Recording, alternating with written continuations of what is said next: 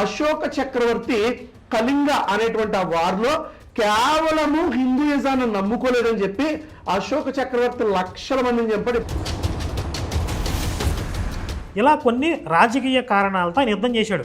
మీరు చెప్పింది 100% wrong statement. అంటే అశోకుడి కంటే బుద్ధుడు ముందు కాదంటారా?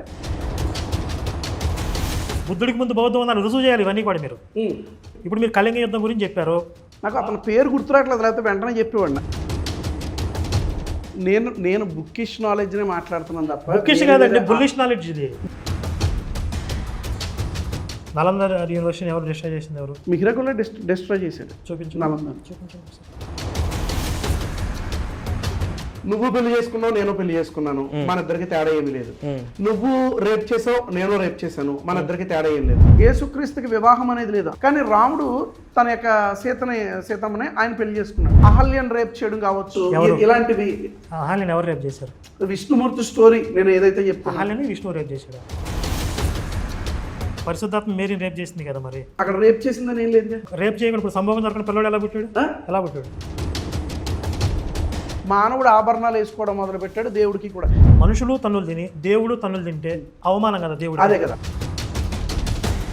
కొట్టడం అనేది ఎప్పుడు హైలో ఉంటుంది, కొట్టించుకోవడం అనేది తక్కువలో ఉంటుంది, లోలో ఉంటుంది. అక్కడ పాయింట్ ఏంటంటే యేసు దొరకలేదు. ఇస్కరియోతు ఏదో పట్టించకపోతే ఎప్పటికీ దొరికేవాడు కాదు. ఆయన తుపాకు గుండు కూడా దొరకలేదు. కరుణాకర్ గారికి ఇంకా వివాహం కాలేదు. ఆయన చూసుకునేటప్పుడు ఎవరిని చూసుకుంటారు? స్టాండర్డ్ చూసుకుంటారు కదా. నన్ను కాకుండా వేరే దేవతలను పూజిస్తే మీరు వెళ్ళి చంపండి అని విష్ణు ఇక్కడ చెప్పలేదు. అక్కడ మీరే మీ నోటితో మీరు చదివారుగా. ఇప్పుడు మళ్ళీ ఒకసారి చదవండి. చంపండి అని ఉంది ఇక్కడ, చదవండి. హిందుత్వంలో నవవేద భక్తి మార్గాలు ఉన్నాయి. నవవేద భక్తి మార్గాలు దేనికోసం చెప్పండి ఒకసారి. నాస్తికుల్ని కూడా నరకానికి వేస్తానన్నది వృద్ధ హరిత స్మృతిలో. నాస్తికుల్ని కూడా నరకానికి వేస్తాను. ఏమి స్మృతి? బుక్ ఎవరు రాశారు? I don't have idea. ఇది నాకు మోస్ట్ ఫేమస్ వచనం. ఇది నన్ను బాగా తాకిన వచనం. ఇది శివపురాణంలో ఒక చోట ఏమంటుందంటే, ఒక జనరేషన్ మొత్తం అడుగుల్లో చచ్చిపోయిందా లేదా? చచ్చిపోయింది కదా. మీరు బట్టలు నలగలేదు, చెప్పులు అరగలేదు అంటారు. జనరేషన్ చచ్చిపోయింది అక్కడ. ఈజిప్టులలో దొరబడి చంపారు ముఠ, బందిపోటు దొంగల ముఠ. ఎవరో వీళ్ళు కూడా దేవదూతలు కాదు. ఎవరు దేవదూతలు? మోషే బందిపోటు దొంగల ముఠ అది.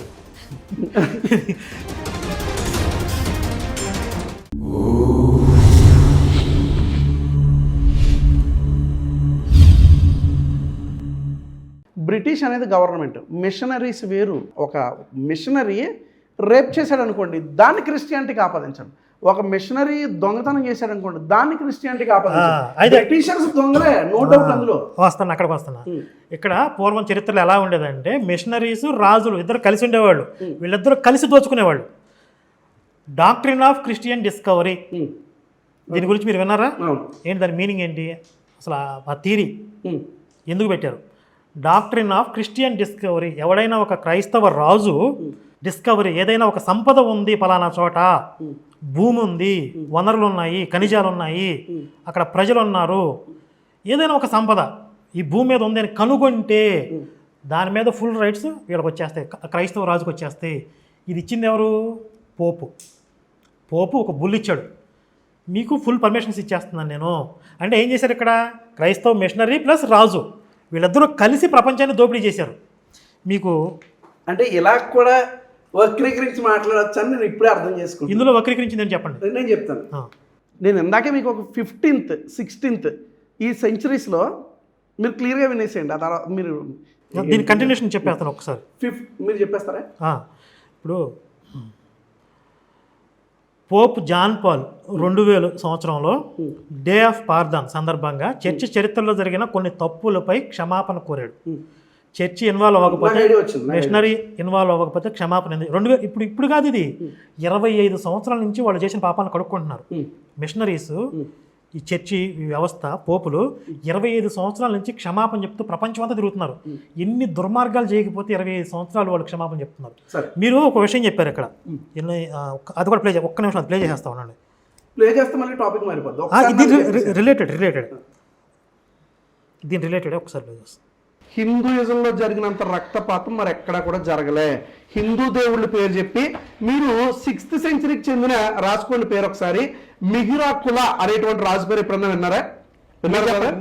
మిహిరాకుల అనేటువంటి రాజు బుద్ధిస్టుల్ని ఓక్షకోత కోసాడు. అంతకంటే దుర్మార్గమైన రాజు చరిత్రలో ఎవ్వరూ లేడు. మతం పేరట మిహిరాకుల అనేటువంటి రాజు 6th సెంచరీలో. అంతకంటే ముందే కళింగవార్ ఎప్పుడన్నా విన్నారా మీరు ఈ పేరు? 3rd సెంచరీకి చెందిన అశోక చక్రవర్తి కళింగ అనేటువంటి ఆ వార్లో కేవలము హిందూయిజాన్ని నమ్ముకోలేదని చెప్పి అశోక చక్రవర్తి లక్షల మందిని చంపాడు. ఇప్పటికే కూడా ఆ యొక్క ఆనవాళ్ళు ఉన్నాయి మన భారతదేశంలో, మీరు వెళ్ళి చూడొచ్చు. అశోక చక్రవర్తి కొన్ని లక్షల మందిని కేవలము మతం నమ్ముకోలేదని బుద్ధిస్టులను చంపేశాడు. అయితే ఆ యొక్క కళింగ వారి తర్వాత అశోక చక్రవర్తి తెలుసుకుంది ఏంటో తెలుసా? ఇంతకంటే దుర్మార్గమైన మతం మరి ఏమీ లేదు. ఏంటో తెలుసా? హిందూయిజం కంటే దుర్మార్గమైన మతం మరి ఏమీ లేదు. నేను అందుకే బుద్ధిజం శాంతి మతం కనుక బుద్ధిజంలోకి వెళ్ళిపోతున్నాను నేను వెళ్ళిపోయాను. కారణం ఏంటో తెలుసా? అశోక చక్రవర్తి. మీరు చరిత్ర చదువుకోండి. ఇది అంటే దీంట్లో మాట్లాడిన టాపిక్స్ గురించి మనం చరిత్రలోకి మళ్ళీ వెళ్దాం. ఇప్పుడు ఆ కళింగ యుద్ధం గురించి మాట్లాడాలి, అక్కడికి వెళ్దాము. అయితే ఇక్కడ హింస రక్తపాతం అని మీరు మాట్లాడారు కదా, వీళ్ళు మిషనరీస్ ఎంత హింస చేయకపోతే 10 సంవత్సరాల నుంచి వాళ్ళు క్షమాపణలు చెప్పుకుంటూ తిరుగుతున్నారు. క్రూసేడ్ సమయంలో కానీ ఇంక్విజిషన్, గోవాలో ఇంక్విజిషన్ చేశారు పోర్చుగీస్ గవర్నమెంట్ వాళ్ళు ఉన్నప్పుడు. అక్కడ నరక యాతనలు పెట్టారు. వాళ్ళు ఏ అంశాల మీద క్షమాపణ చెప్పాడు? ఈ క్రూసేడ్స్, ఇంక్విజిషన్, ఇతర మతాలపై అసహనం, యూదులపై జరిగిన అన్యాయాల విషయంలో ఈ పోప్ జాన్ పాల్ II అనేవాడు 2000 సంవత్సరంలో క్షమాపణ చెప్పాడు. అదే పోపు అమెరికా ఖండంలోని స్థానిక ప్రజలపై యూరోపియన్ కాలనీకరణ సమయంలో జరిగిన అన్యాయాల గురించి కూడా విచారం వ్యక్తం చేశాడు. పోప్ ఫ్రాన్సిస్ 2015లో బొలీవియాలో మాట్లాడుతూ అమెరికా ఖండంలో కాలనీకరణ సమయంలో చర్చి పేరుతో జరిగిన గ్రేవ్ సిన్స్, తీవ్రమైన పాపాల మీద క్షమాపణ కోరాడు. 2022లో కెనడాలో ఇండోజెనిస్ ప్రజలపై క్యాథలిక్ నిర్వహించిన రెసిడెన్షియల్ స్కూల్స్, అక్కడ చిన్న చిన్న పిల్లల్ని లైంగిక వేధింపులు చేయటం, మత మార్పిడి చేయటం, అంటే స్థానిక గిరిజన తెగలకి చెందినటువంటి ప్రజలు వాళ్ళందరినీ అట్లా దుర్మార్గంగా చంపిన చిన్న చిన్న పిల్లల్ని చంపినందుకు వాళ్ళ శవాలు కూడా బయటపడ్డాయి ఈ మధ్య. దానికి కూడా క్షమాపణలు చెప్పారు. అన్ని మిషనరీ కార్యకలాపాలని పోపు అకృత్యాలు ప్రకటించగా ఇన్ని జరిగిన ప్రతి ఒక్క దాని మీద ఆయన క్షమాపణ చెప్పాడు. మీరు చెప్పినవన్నీ కూడా వెరీ ఓపెన్ స్టేట్మెంట్సే, దీన్ని డెనై చేయడానికి లేదు. ఇప్పుడు ఏమంటారు? 2022 జూలైలో కెనడాలో మాట్లాడుతూ ఐఎమ్ డీప్లీ సారీ అనే స్టేట్మెంట్ కూడా ఆయన ఇచ్చాడు. తర్వాత ఆఫ్రికా ప్రజల మీద కూడా జరిగిన అకృత్యాలకు క్షమాపణ చెప్పాడు. స్లేవ్ ట్రేడ్స్, బానిసల్ని అమ్మటం కొనటం, వీటన్నిటిలో కూడా మిషనరీ ఇన్వాల్వ్ అయ్యింది. పోప్ జాన్ పాల్ II 1992లో ఆఫ్రికా పర్యటన సమయంలో బానిస వ్యాపారంలో క్రైస్తవుల పాత్రపై విచారం వ్యక్తం చేశాడు. 2003 సెనగల్లో స్లేవ్ ట్రేడ్కి ప్రసిద్ధమైనటువంటి ప్లేస్ అది. అక్కడ సందర్శించినప్పుడు కూడా ఆఫ్రికా ప్రజలపై జరిగిన బానిసత్వం మనుష్యత్వానికి వ్యతిరేకమైన దుర్ఘటన అని చెప్పాడు. చర్చ్ ఆఫ్ ఇంగ్లాండ్ 2006లో ట్రాన్స్ అట్లాంటిక్ బానిస వ్యాపారంలో తమ చారిత్రక పాత్రపై అధికారికంగా క్షమాపణ చెప్పింది. చర్చ్ ఆఫ్ ఇంగ్లాండ్ 2006లో క్షమాపణ చెప్పింది. తర్వాత కొన్ని ప్రొటెస్టెంట్ చర్చిలు కూడా కాలనీ యుగంలో కొలనైజేషన్లో స్థానిక ప్రజల సంస్కృతులను అణచివేసిన విషయాలపై పశ్చాత్తాప ప్రకటనలు చేశారు. ఇది అసలు ప్రపంచంలో ఏ ప్రాంతాన్ని విడిచిపెట్టాల క్రైస్తవ మిషనరీలు. ఇటు ఆఫ్రికా నుంచి మొదలుపెట్టి అటు అమెరికా దాకా, ఇటు భారత్ దాకా ప్రపంచంలో ఎవరినైనా దోపిడీ చేసే రైట్స్ మాకు ఉన్నాయి. ఎందుకంటే దేవుడు, మా దేవుడు కాదు సృష్టించింది భూమిని, మా దేవుడు మాకు అప్పగించేశాడు ఈ భూమిని. కాబట్టి ఎవరినైనా మేము చంపుతాం, ఎక్కడైనా మేము దోచుకుంటాం అని వాళ్ళు చేసిన దుర్మార్గాలకి ఈ రోజు కూడా క్షమాపణ చెప్పుకుంటూ కాళ్ళు పట్టుకుంటూ తిరుగుతున్నారు. ఇప్పుడు మతం పేరుతో హింస జరిగిందన్నారు కదా, ఏ హిందువు, ఏ పీఠాధిపతి హిందువుల పేరు, హిందుత్వం పేరుతో హింస జరిగిందని ఎవరు క్షమాపణ చెప్పలా? ఇప్పుడు జరుగుతుంది కదా. ఇప్పుడు జై శ్రీరామ్ పేరుట చాలా దాడులు జరుగుతున్నాయి. ఎక్కడ జరుగుతున్నాయి? ఎక్కడ జరుగుతున్నాయా? ప్రతి చోట. అసలు మీరు మళ్ళీ టాపిక్ మార్చేయద్దులే కానీ ఇప్పుడు చరిత్రలో అని చెప్పారు. చరిత్రలో ఓకే, చరిత్రలో అయితే ఇప్పుడు మనం ఇప్పుడు నేను అశోక్ గురించి కోట్ చేశాను కదా. ఇప్పుడు దీన్ని ఒప్పుకుంటున్నారా? 1,00,000 మందిని చంపేసి ఇంకా 150,000 మందినేమో క్యాప్టివ్ చేసుకుని, అంటే బానిసలుగా చేసుకుని, దాదాపుగా 25,00,000 మంది మరణాలకే, పారిపోవడానికే, బందీలుగా అయిపోవడానికే కారకున్నాయి అయ్యాను. దీనికి వన్ అండ్ ఓన్లీ రీజన్ హిందూయిజమే. ఈ యొక్క సనాతనం అనేది నాకు ఎక్కించడం వల్లనే ఇదంతా జరిగిందని 261 BCE, అంటే బిఫోర్ కామన్ ఎరా అని మీరు అనుకుంటారు కనుక, బిఫోర్ క్రైస్ట్ అన్న బిఫోర్ కామన్ ఎరా అన్న 261 ఆ టైంలో బిఫోర్ క్రైస్ట్ ఆయన స్టేట్మెంట్ ఇచ్చాడు. బుద్ధిజంలోకి మారిపోయాడు. ఇంకా ఇతని గురించి అయితే పుష్యమిత్ర శృంగ ఒక బ్రాహ్మణ అయ్యుండి వాడి తల తీసుకొస్తే నాణాలు ఇస్తానని చెప్పలేదు. ఇది నిజం కాదా? అంటే నేనేమంటానంటే పోప్ చేసిన తప్పే, వీళ్ళు చేసిన తప్పే. మీరు కాదు. ఇప్పుడు పోపులు ఇవన్నీ క్షమాపణ చెప్పింది, వాళ్ళు చేసిన ఇవన్నీ ప్రూవ్డ్. Proved. ఇప్పుడు మీరు చెప్పింది ఏదైతే అశోకుడు అని చెప్పారో దానికి నేను ఉదాహరణ చెప్తున్నా. హిట్లర్ అనేవాడు 60 లక్షల మంది యూదులను ఊచకోత కోసాడు. దీనికి యేసు నాకు దర్శనం ఇచ్చి నన్ను చంపిన వాళ్ళు యూదులు కాబట్టి నువ్వు వాళ్ళ మీద పగ తీర్చుకో అన్నాడు. పచ్చి అబద్ధం ఇది పచ్చి అబద్ధం. అలాగే అశోక్ చేస్తున్నారు చెప్పండి. లేదు లేదు, నేను ఒప్పుకుంటాను మీ స్టేట్మెంట్. బుక్ గుర్తులేదన్నా పర్లేదు, మీరు తర్వాత దాన్ని డిస్ప్లే చేసినా నేను యాక్సెప్ట్ చేస్తాను. ఏ బుక్ నుంచి మీరు కోట్ చేస్తున్నారు అప్పుడు కాంటెంపరీ రైటర్ అయితే మనం ఒప్పేసుకుందాం గ్యారంటీ. వస్తా. ఇప్పుడు మీరు అశోకుడు చెప్పిన స్టేట్మెంట్ ఏ బుక్ నుంచి ఎక్కడ చెప్పాడు? మనం కళింగాకి వెళ్దాం. కళింగాలో అది ఇప్పటికీ కూడా ఆ స్తూపాలు ఉన్నాయి. దాని మీద ఆయన బుద్ధిజం ఎందుకు యాక్సెప్ట్ చేశాడో అక్కడ. మనం జర్మనీకి వెళ్దాం. హిట్లర్ ఎందుకు చంపాడు అక్కడ రాశాడు. ఇది నేను చెప్పేది అసలు మీకు చరిత్ర తెలిస్తే ఇంత తప్పుడు స్టేట్మెంట్ అంటున్నాను నేను. మీకు చరిత్ర మీద ఏమాత్రం అవగాహన ఉన్నా అసలు బౌద్ధం ఎప్పుడు వ్యాప్తి చెందింది అనుకుంటున్నారు మీరు? కళింగ అంటే ఏ రాష్ట్రం లేదు అది. అసలు నిజానికి హిందూయిజం కంటే బుద్ధిజమే చాలా ఓల్డెస్ట్. మీరు టాపిక్ డైవర్ట్ చేయాలి. ఇది కూడా రాంగ్ స్టేట్మెంట్. గౌతమ్ బుద్ధుడు ఏ మతానికి చెందినాడు? గౌతమ్ బుద్ధుడితో స్టార్ట్ అయింది కదా. గౌతమ్ బుద్ధుడు హిందూయిజంలో పడే నచ్చకే కదా బయటకు వెళ్ళిపోయాడు. బౌద్ధం ఎప్పుడు స్టార్ట్ అయింది మరి? బౌద్ధం ఎప్పుడు స్టార్ట్ అయింది? బౌద్ధిజమే అన్నిటికంటే ముందు స్టార్ట్ అయిందంటే గౌతమ్ బుద్ధుడితోనే స్టార్ట్ అయిందని కాదు కదా. ఆ యొక్క ఐడియాలజీ ముందు నుంచే ఉంది. ముందు నుంచి బౌద్ధులు అన్నారు. ముందు నుంచే బౌద్ధం ఉంది. అంటే బుద్ధుడికి జ్ఞానోదయం అవ్వకముందు అప్పటి నుండి బుద్ధిజం అనే పేరు వచ్చింది. అంతకుముందు బౌద్ధిజం ఉంది. అంతకుముందు కూడా ఉంది. అంతకు ముందు కూడా ఐడియాలజీ ఉందంటున్నాను. ఎక్కడ ఉంది అసలు? దెయ్యం లేదు, దేవుడు లేడు అనే ఐడియాలజీ బుద్ధిజం. కర్మ సిద్ధాంతం నాస్తికత్వం కాదు. మళ్ళీ నాస్తికత్వం వీళ్ళ కర్మ సిద్ధాంతాన్ని నమ్ముతున్నారు కదా. బుద్ధిజంలో కర్మ సిద్ధాంతాన్ని చాలా చక్కగా నమ్ముతారు. మన కర్మ మనకు వస్తుందరా అని నమ్ముతారు. ఈ ఐడియాలజీ ఫస్ట్ నుంచి ఉంది. బుద్ధిజం అనేది చారువాకులు కూడా ఉన్నారు హిందుత్వంలో. రామాయణంలో కూడా మళ్ళీ చార్వాక ఫిలాసఫీ వేరు, బుద్ధిజం వేరు. బౌద్ధం ఉందన్నారు మీరు. బుద్ధుడికి ముందు బౌద్ధం ఉందని రుజువు చేయాలి. ఇవన్నీ కూడా మీరు స్టేట్మెంట్ ఇచ్చుకుంటూ వెళ్ళిపోతున్నారు. ఇప్పుడు మీరు కళింగ యుద్ధం గురించి చెప్పారు. అశోకుడు, నాకు అతని పేరు గుర్తురాట్లేదు, లేకపోతే వెంటనే చెప్పేవాడిని. చెప్పండి. అసలు బౌద్ధం అనేది ఎప్పుడు వ్యాప్తి చెందింది భారతదేశంలో? కళింగ ప్రాంతం ఏ రాష్ట్రానికి చెందింది? కళింగ ఒడిస్సా రాష్ట్రానికి చెందింది. తూర్పు భారతం. అసలు అశోకుడికి పూర్వం దక్షిణ దేశంలో కానీ తూర్పు దేశంలో కానీ బౌద్ధం లేదు, చాలా తక్కువ. ఉత్తర భారతంలో ఉంది, బీహారు ఆ సైడ్ ఉంది.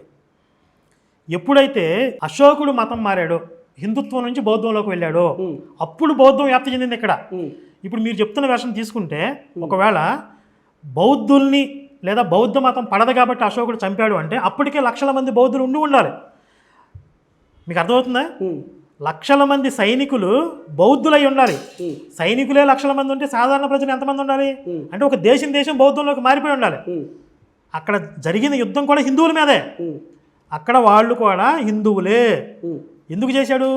ఒరిస్సాని ఆనుకుని సముద్ర తీర ప్రాంతంలో చాలా వ్యాపారం జరిగేది. ఆ వ్యాపారం మీద నియంత్రణ కోసం, తన మౌర్య సామ్రాజ్యాన్ని విస్తరించుకోవడం కోసం దగ్గరలో ఒక స్వతంత్ర రాజ్యం ఉంది.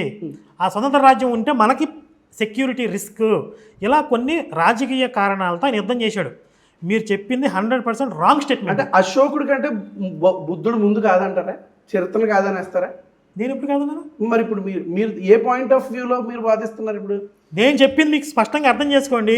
ఇప్పుడు దక్షిణ భారతంలో కానీ తూర్పు భారతంలో కానీ అశోకుడు బౌద్ధంలోకి మారకముందు బౌద్ధం అంత బలంగా లేదు అసలు. మీరు చెప్తున్న వెర్షన్ తీసుకుంటే ఆ యుద్ధమే బౌద్ధులతో చేస్తే అప్పటికే చాలా వ్యాపించి ఉండాలి, మొత్తం దేశమే బౌద్ధం అయిపోయి ఉండాలి. కానీ ఉత్తర భారతంలో ఉంది అప్పటికి. బౌద్ధం చాలా విస్తారంగా ఉందన్నది మనం ఒప్పుకోవాలి. ఇప్పుడు అశోకుడి తర్వాత వ్యాప్తి చెంది మీరు చరిత్ర చూసుకోండి. అశోకుడి తర్వాత వ్యాప్తి చెంది ఒప్పుకుందాం. కానీ అప్పటికే బుద్ధుడిని ఫాలో అయ్యి ఫాలోవర్స్ మీరు చెప్పింది తప్పు స్టేట్మెంట్ కాదు. ఇప్పుడు నేను హిట్లర్ యూదుల్ని చంపింది రాజకీయ కారణం అనుకుందాం, కానీ యేసు వచ్చి నాకు చెప్పాడు కాబట్టి నేను చంపాను అన్నదానికి మీరు కారణం మారిపోయింది కదా. అక్కడ రాజకీయ కారణాల ఇష్యూ అదంతా కూడా, అది కూడా 100% చెప్పలేము. ఆయన హిట్లర్ చిన్నప్పుడు పాస్టర్ కావాలనుకున్నాడు, తెలుసా మీకు? అసలు హిట్లర్ క్రిస్టియానిటీని ఒక టైంలో హేట్ చేయడం ప్రారంభించాడు. పోపుతో మంచి సంబంధాలు ఉన్నాయి. పాలిటిక్స్ కదా అది. పాలిటిక్స్ సరే, ఇప్పుడు నేను చెప్పేది ఏంటంటే, ఇప్పుడు మీరు అడిగారు కదా, వెంటనే రిఫరెన్స్ అడిగారు కదా, ఏది హిట్లర్కి యేసు వచ్చి కళ్ళ కనపడ్డాడు కాబట్టి యూదులను చంపాడంటే, ఇప్పుడు అశోకుడు యుద్ధం చేశాడు కానీ మీరు కారణం మార్చేశారు. మీరు మతానికి హిందుత్వానికి అండగట్టేసి హిందువులు కాని కారణంతో చంపారు అని చెప్పారు మీరు. తప్పది. ఆయన రాజకీయ కారణాలతో యుద్ధం చేశాడు. సహజంగా ఆయనకున్న మానవత్వం వల్ల ఇంతమంది చావుకి కారణమయ్యాను కాబట్టి పశ్చాత్తాపడ్డాడు. అసలు యుద్ధాలు ఇవన్నీ వద్దు, బౌద్ధంలో సన్యాస ధర్మం ఉంది కాబట్టి నేను ఆ సన్యాసం ఆ బౌద్ధ ధర్మం తీసుకుని ప్రశాంతంగా నేను యుద్ధాలు చేయకుండా ఉండిపోతాను అంటే అక్కడ జరిగిన రక్తపాతం చూసి మారు మనసు పొందాడు తప్ప, మీ భాషలో మారు మనసు అనుకోండి, పోనీ బౌద్ధంలోకి మారు మనసు పొందాడు తప్ప ఈ హిందుత్వం సనాతన ధర్మం వ్యర్థమైంది ఏదో ఒక పదం వాడారు. ఇంత వేస్ట్ అనేది ఎక్కడ లేదు. ఇదంతా చాలా పెద్ద పెద్ద రాంగ్ స్టేట్మెంట్స్ కదా. అంటే మీరు కనీసం మాట్లాడే ముందు చిన్న వెరిఫికేషన్ కూడా ఏముండదు, అంత కాన్ఫిడెంట్గా ఎలా చెప్పేస్తున్నారు? నేను ఏదైతే బుక్కిష్ నాలెడ్జ్ ఉందో దాన్ని నేను చూపించండి మీరు. అంటే మీ నేను బుక్కిష్ నాలెడ్జ్ నే మాట్లాడుతున్నాను తప్ప బుక్కిష్ కాదండి, బుల్లిష్ నాలెడ్జ్. ఇది బుల్లిష్ నాలెడ్జ్ అని మీరు ఎలా చెప్తారు? మరి మీరు ఎలా చెప్తారు? ఇప్పుడు అశోకుడు బుద్ధిస్టులను చంపాడు, తర్వాత పశ్చాత్తాపడ్డాడు అనేది చరిత్ర. మీరు కాదంటే ఎదుగో వ్యూవర్స్ బుద్ధిస్టులు చంపడం, అసలు బుద్ధిస్టులు ఎక్కడ ఉన్నారండి? అక్కడ చంపింది హిందువులనే. హిందువుల మధ్య యుద్ధం జరిగింది, అక్కడ హిందువుల మధ్య జరిగింది. అక్కడ మతం ఎక్కడ ఉంది? రాజకీయంగా జరిగిన యుద్ధం. కళింగ యుద్ధం అనేది రాజకీయ కారణాలతో జరిగిన యుద్ధం. మౌర్య సామ్రాజ్యాన్ని విస్తరించాలనుకున్నాడు, అక్కడ సముద్ర తీర ప్రాంతం మీద వాణిజ్యం మీద పట్టు సాధించాలనుకున్నాడు. ఇలా రక్తపాతం చేశాను కనుక నేను బుద్ధిజంలోకి వెళ్తున్నాను అనే స్టేట్మెంట్ ఆయన ఇవ్వలేదంటారు మీరు. రక్తపాతం జరిగినందుకు పశ్చాత్తాపడ్డాడు. హిందూయిజమే అన్నమాట లేదు. ఓకే రైట్, చూపించండి. Okay right. ఇంకో దాంట్లో చాలా ఉన్నాయి, ఇక్కడ ప్లే చేద్దాం. మిహిరాకుల అనేటువంటి రాజు బుద్ధిస్టుల్ని మోక్షకోత కోసాడు. అంతకంటే దుర్మార్గమైన రాజు చరిత్రలో ఎవ్వరూ లేడు. మతం పేరట మిహిరాకుల అనేటువంటి రాజు 6th సెంచరీలో. ఈ మిహిరాకుల గురించి చెప్పారు. ఇప్పుడు కళింగ వారి గురించి మీకు క్లారిటీ వచ్చింది అనుకుంటున్నాను. ఇప్పుడు ఈ నేనైతే మీ స్టేట్మెంట్ కి యాక్సెప్ట్ చేయట్లేదు, ముందుకు వెళ్ళిపోదాం అన్నాను అంతే. మీరు ప్రూవ్ చేయరా మరి? అయితే మీరు ఆధారాలు అయితే ఎవరు ఆధారాలు ఇప్పుడు నేను ఎక్కడైనా తీసుకుని వస్తాను. ఎప్పుడెప్పుడో ఒక 7-8 సంవత్సరాల క్రితం చదివిన పుస్తకాలు. సరే, ఎప్పటిలోపు తీసుకొస్తా చెప్పండి. మీకు ఇమ్మంటే తర్వాత ఇస్తాను, మీరు డిస్ప్లే చేయొచ్చు. మీరు ఇంటికి వెళ్ళిన తర్వాత నాకు ఆధారాలు పంపించండి. సరే, ఆధారాలు లేవంటే చరిత్ర మీద ఏం మాట్లాడుతుంది, నెక్స్ట్ టాపిక్ వెళ్ళిపోతాం. ఓకే, మిహిరాకుల గురించి మీరు ఏం చెప్దాం అనుకుంటున్నారు? మిహిరాకుల అనే అతను హోణ వంశస్థుడు, మధ్య ఆసియా నుండి వచ్చినవాడు. అతను బౌద్ధం మీద అతనికి వ్యతిరేకత ఉంది. ఎందుకు అని అంటే నా హిందుత్వాన్ని నమ్మట్లేదు అని కాదు, అందరినీ కూడా సోమరిపోతులుగా తయారు చేస్తున్నారు, సైన్యంలో పనిచేయడానికి కూడా ఎవరూ లేరు, బందిపోటు దొంగలు పడి ప్రజలను దోచుకుంటున్నారు, అందరూ వీళ్ళు తినటం సోమరిపోతుల్లాగా, మేము సన్యాసులం కాబట్టి భిక్షాటం చేసుకుంటాం, పడుకుంటాం, ఇలాంటి సోమరితనాన్ని తయారు చేస్తున్నారు. కాబట్టి ఏదైతే నలంద యూనివర్సిటీ గొప్పదని చెప్పుకుంటున్నారు దాన్ని అందుకే డిస్ట్రాయ్ చేశాడంటారా? ఎవరు? మిహిరాకుల. నలంద యూనివర్సిటీ ఎవరు డిస్ట్రాయ్ చేసింది? ఎవరు? మిహిరాకుల డిస్ట్రాయ్ చేశాడు. చూపించండి. నలంద చూపించండి ఒకసారి, చూడండి ఒకసారి గూగుల్లో చూడండి.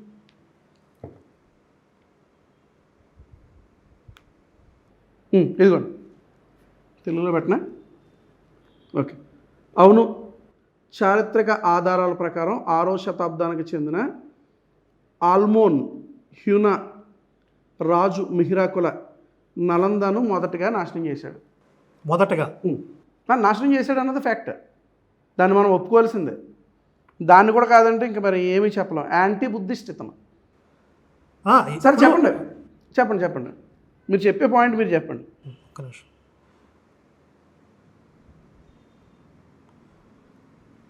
ఇప్పుడు ఆ కళింగం మీద కూడా ఇప్పుడు ఆధారం చూపించవచ్చు కదా మీరు. కళింగం మీద గూగుల్ నాలెడ్జ్ ఎందుకని నా ఉద్దేశం. ఇప్పుడు చూసే వాళ్ళకి చాలా మంది చరిత్ర చదివిన వాళ్ళు ఉంటారు, వాళ్ళకి అర్థమవుతుంది కదా, వాళ్ళకి కామెంట్ చేస్తారు. మిహిరాకుల నలంద విశ్వవిద్యాలయం ధ్వంసం చేశాడని అడిగాను. సాధారణంగా చరిత్రకారుల అభిప్రాయం ప్రకారం మిహిరాకుల నలంద విశ్వవిద్యాలయాన్ని ధ్వంసం చేసిన స్పష్టమైన ఆధారాలు లేవు. మిహిరాకులుడు హోనరాజు, అతను బౌద్ధ విహారాలపై దాడులు చేశాడని కొన్ని బౌద్ధ వృత్తాంతాలు పేర్కొంటాయి. ముఖ్యంగా చైనా యాత్రికుడు చియాన్ జంగ్ రచనల్లో మిహిరాకులుడు బౌద్ధానికి వ్యతిరేకంగా వర్ణించబడ్డాడు. కానీ నలంద విశ్వవిద్యాలయాన్ని మిహిరాకులుడు ధ్వంసం చేశాడన్న విషయానికి బలమైన ప్రత్యక్ష ఆధారాలు లేవు. చరిత్రలో నలందకు పెద్ద నష్టం జరిగిన ప్రసిద్ధ సంఘటన 12వ శతాబ్దంలో బక్తియార్ ఖిల్జీ దండయాత్ర సమయంలో నలంద మహావిహారం దగ్ధమైందని అనేక చారిత్రక వర్ణనలు చెప్తున్నాయి. ఆ సమయంలో గ్రంథాలయాలు కాలిపోయాయని అనేక భిక్షువులు చంపడం వర్ణనలు ఉన్నాయి. నేను ఒక మాట చెప్తాను. ఈ గూగుల్ ఆల్గారిథం అనేది మీరు ఇప్పుడు గూగుల్లో నుంచి చూపించారు, మరి ఇంకా తప్పట్లే. ఇప్పుడే 3-4 ఇన్ఫర్మేషన్ లేదు, మీరు చెప్పింది కూడా రాంగే. మీరు చూపించండి, పూర్తిగా చూపించండి నాకు. మీరు చదివే ఇప్పుడు నలంద విశ్వవిద్యాలయం టైప్ చేసేదాన్ని బట్టి భక్తి ఆన్సర్ కూడా మారిపోతుంది గూగుల్లో. మీరు ఏం టైప్ చేశారో ఏం మారింది? ఇప్పుడు ఇన్సల్ట్ అండ్ వెంజన్స్ అంటే అవమానముకి ప్రతీకారం తీర్చుకోవడానికే మిహిరకుల బుద్ధిస్టులను చంపాడు. లేదు, సరే ఆయన సైన్యానికి కూడా పనిచేయడానికి ఎవరూ లేకపోతే ఇప్పుడు మనకి భగవద్గీతలో శ్రీకృష్ణుడు చెప్తాడు, స్వధర్మో నిధనం శ్రేయ పరధర్మో భయావహ. అంటే సన్యాసం స్వీకరించడం కానీ తపస్సు ధ్యానము ఇవన్నీ కూడా సాధు ప్రవృత్తి కలిగిన వాళ్ళకి అవసరం. లేదా బ్రహ్మ విద్యని ఆచరించే వాళ్ళు లేకపోతే సాధన చేసిన వాళ్ళకి అవసరం. ప్రతి ఒక్కడు నేను బ్రహ్మజ్ఞానం అయిపోయింది, ప్రతి ఒక్కడు నేను ముక్కు మూసుని తపస్సు చేసుకుంటాను అంటే వ్యవస్థ నాశనం అయ్యిద్ది. అశోకుడి తర్వాత మౌర్య సామ్రాజ్యం ఎందుకు వీక్ అయింది? అప్పటి వరకు బలంగా ఉంది మౌర్య సామ్రాజ్యం. అశోకుడి తర్వాత ఎందుకు వీక్ అయిపోయింది? ఆయన బౌద్ధంలోకి వెళ్ళాడు కాబట్టి. రాజు క్షాత్ర ధర్మాన్ని కలిగి ఉండాలి. ఒకే ఒక్క రీజన్ ఏంటంటే పండితుడిని పంపమంటే పండితుడికి బదులుగా ఒక సేవకుడిని పంపిస్తారు ఎవరో బుద్ధులు. మీ పండితుడిని పంపండి అంటే వన్ అండ్ ఓన్లీ రీజన్ చేత అక్కడ వెంజన్స్ స్టార్ట్ అవుతుంది, ప్రతీకారం స్టార్ట్ అవుతుంది. అక్కడి నుంచి చంపుకుంటూ వెళ్తాడు. ఇది వాస్తవం, ఫ్యాక్ట్ కాదు. ఇదేదో రాజకీయం అని అంటే ఓకే, ఎందుకంటే వాళ్ళు చూస్తున్నారు కదా. అందుకే వాళ్ళు నేను చెప్పేది రికార్డెడ్. కళింగ యుద్ధం ఎందుకు జరిగింది చరిత్రలో ఉంటుంది, లేకపోతే గూగుల్లో. నేనేమంటున్నానంటే కళింగ యుద్ధం అనేది అశోకుడు అతను చేసినటువంటి రక్తపాతానికి హిందూయిజమే కారణం అంటున్నాను. మీరేమంటున్నారంటే పాలిటిక్స్ కారణం అంటున్నారు. అదో వాళ్ళ నిర్ణయిస్తారు. రెండు మిహిరకుల కూడా పాలిటిక్స్ కారణం అంటున్నారు. నేనేమంటున్నానంటే ప్రతీకారం. మిహిరాకుల బౌద్ధ వ్యవహారాలను దాడులు చేశాడు. ఎందుకు అంటే కదా దాడులు చేశాడు. ఎందుకు చెప్తున్నా వినండి. హిందుత్వం కారణం కాదు, హిందుత్వాన్ని నమ్మట్లేదని కాదు. వీళ్ళందరూ సోమరిపోతుల్లాగా తయారయ్యి ప్రజల్ని చెడగొడుతున్నారు. బందిపోటు ఒక రాజు అనేవాడు రాజ్యాన్ని రక్షించుకోవాలి వద్దా? రక్షించుకోవాలి కదా. కరెక్టే. ఒక్క నిమిషం. మిహిరాకుల ఏమన్నారు మీరు? ఇప్పుడు బౌద్ధుల్ని హిందూయిజం పేరుతో చంపాడు అనట్లే నేను. అతను ఒక హిందూ, మొదలు పెట్టిందే హిందుత్వం పేరుతో. అతను ఒక హిందూ బుద్ధిస్టులను చాలా భయంకరంగా చంపాడు అంటున్నాను నేను. దీనికి గల కారణం హిందూ ఐడియాలజీ అంటున్నాను నేను. కాదు, ఓకే రైట్, ఇంకేముంది? అవును అంటున్నాను నేను, మీరు కాదంటున్నారు. సరే, నెక్స్ట్ టాపిక్ వెళ్దాం. ఇక్కడ దేవుడి లక్షణాలని ఇంతకుముందు మనకు ఒక టాపిక్ వచ్చింది, దానికి సంబంధించి ఒకటి ప్లే చేస్తున్నాను. నువ్వు దేవుడివి, నేను మానవుణ్ణి, నాలోను పాపం ఉంది, నీలోను పాపం ఉంది, మన ఇద్దరికి తేడా ఏమీ లేదు. నువ్వు పెళ్లి చేసుకున్నావు, నేను పెళ్లి చేసుకున్నాను, మన ఇద్దరికి తేడా ఏమీ లేదు. నువ్వు రేప్ చేసావు, నేను రేప్ చేశాను, మన ఇద్దరికి తేడా ఏం లేదు. నాలో ఉన్న క్వాలిటీస్ నీలో ఉండకూడదు ఖచ్చితంగా. నీలో ఉన్న క్వాలిటీస్ మరి ఎవరిలో కనిపించకూడదు. అప్పుడే నువ్వు దేవుడు అవుతావు. ఒకవేళ నాలో ఉన్న క్వాలిటీస్ నీలో కూడా కనబడితే నువ్వు మానవుడు అవుతావు. ఇంక నువ్వు దేవుడు అయ్యే అవకాశము లేనే లేదు. ఇది క్రిస్టియానిటీకి ఉన్న ప్రాముఖ్యమైన కాన్సెప్ట్. ఇక్కడ దేవుడికి ఉండే లక్షణాల గురించి, ఇప్పుడు మనిషికి ఉండే సాధారణ లక్షణాలు కూడా దేవుడికే ఉంటే ఇంకా ఆయన దేవుడు ఎలా అవుతాడు? ఆయనలో ఉన్న క్వాలిటీస్ ఇంకెవరిలో ఉండకూడదు అని చెప్పారు మీరు. అంటే ఎగ్జాంపుల్ మీరు దేని దృష్టిలో పెట్టుకుని చెప్పారు, ఒకటి చెప్తారు ఏమన్నా?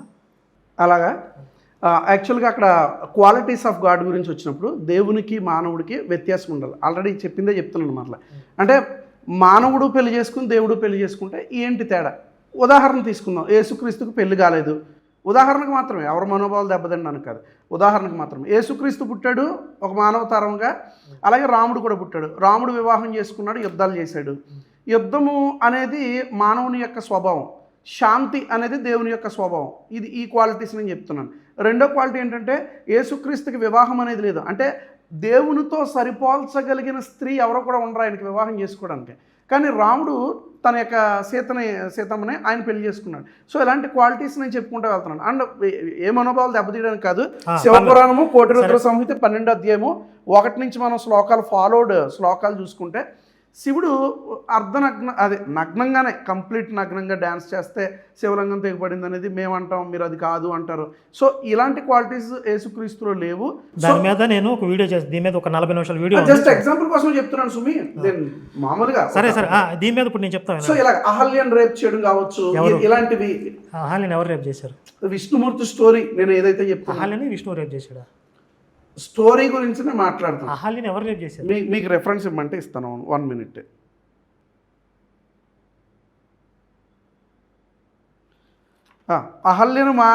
అహల్య విషయంలో ఇంద్రుడు రైట్. అన్ని రాంగ్ స్టేట్మెంట్లు ఇస్తారు ఎందుకు? అరే కొంచెం మాట్లాడేటప్పుడు బహుశా తడబడవచ్చు, ఎందుకంటే మీ దేవుళ్ళు ఏమి ఒకరో ఇద్దరు ముగ్గురు నలుగురు కాదు కదా. కానీ మీ వాడు ఒకడు అన్నీ చేశాడు. మా వాళ్ళు ఎవరు ఎంతమంది ఉన్నా ఏం చేయలేదు, కానీ మొత్తం మీ వాడే చేశాడు. పరిశుద్ధాత్మ మేరీని రేప్ చేసింది కదా, మరి లేదుగా, మరి లేదు అక్కడ రేప్ చేసిందని ఏం లేదుగా. మరి ఎట్లా చేసింది? ఇక్కడైతే చాలా క్లియర్ గా తెలియకుండా రాయబడింది. ఇక్కడైతే చాలా క్లియర్ గా రాయబడింది. అక్కడ కూడా స్పష్టంగా ఉంది కమ్ముకుంది అని. కమ్ముకోవడం అంటే రేప్ అని కాదు కదా. కాదని ఎలా చెప్తారు మీరు? మీరు రేప్ అని ఎలా చెప్తారు? రేప్ చేయకుండా ఇప్పుడు సంభోగం జరగకుండా పిల్లడు ఎలా పుట్టాడు? ఎలా పుట్టాడు? అదే కదా. ఇప్పుడు టెస్ట్ ట్యూబ్ బేబీ ఉంది, కలుసుకుంటేనే పుడుతున్నారా? లేదు కదా. IVF ఉంది, కలుసుకుంటేనే పుడుతున్నారా? జీరో స్పెర్మ్ కౌంట్ ఉన్నవాడు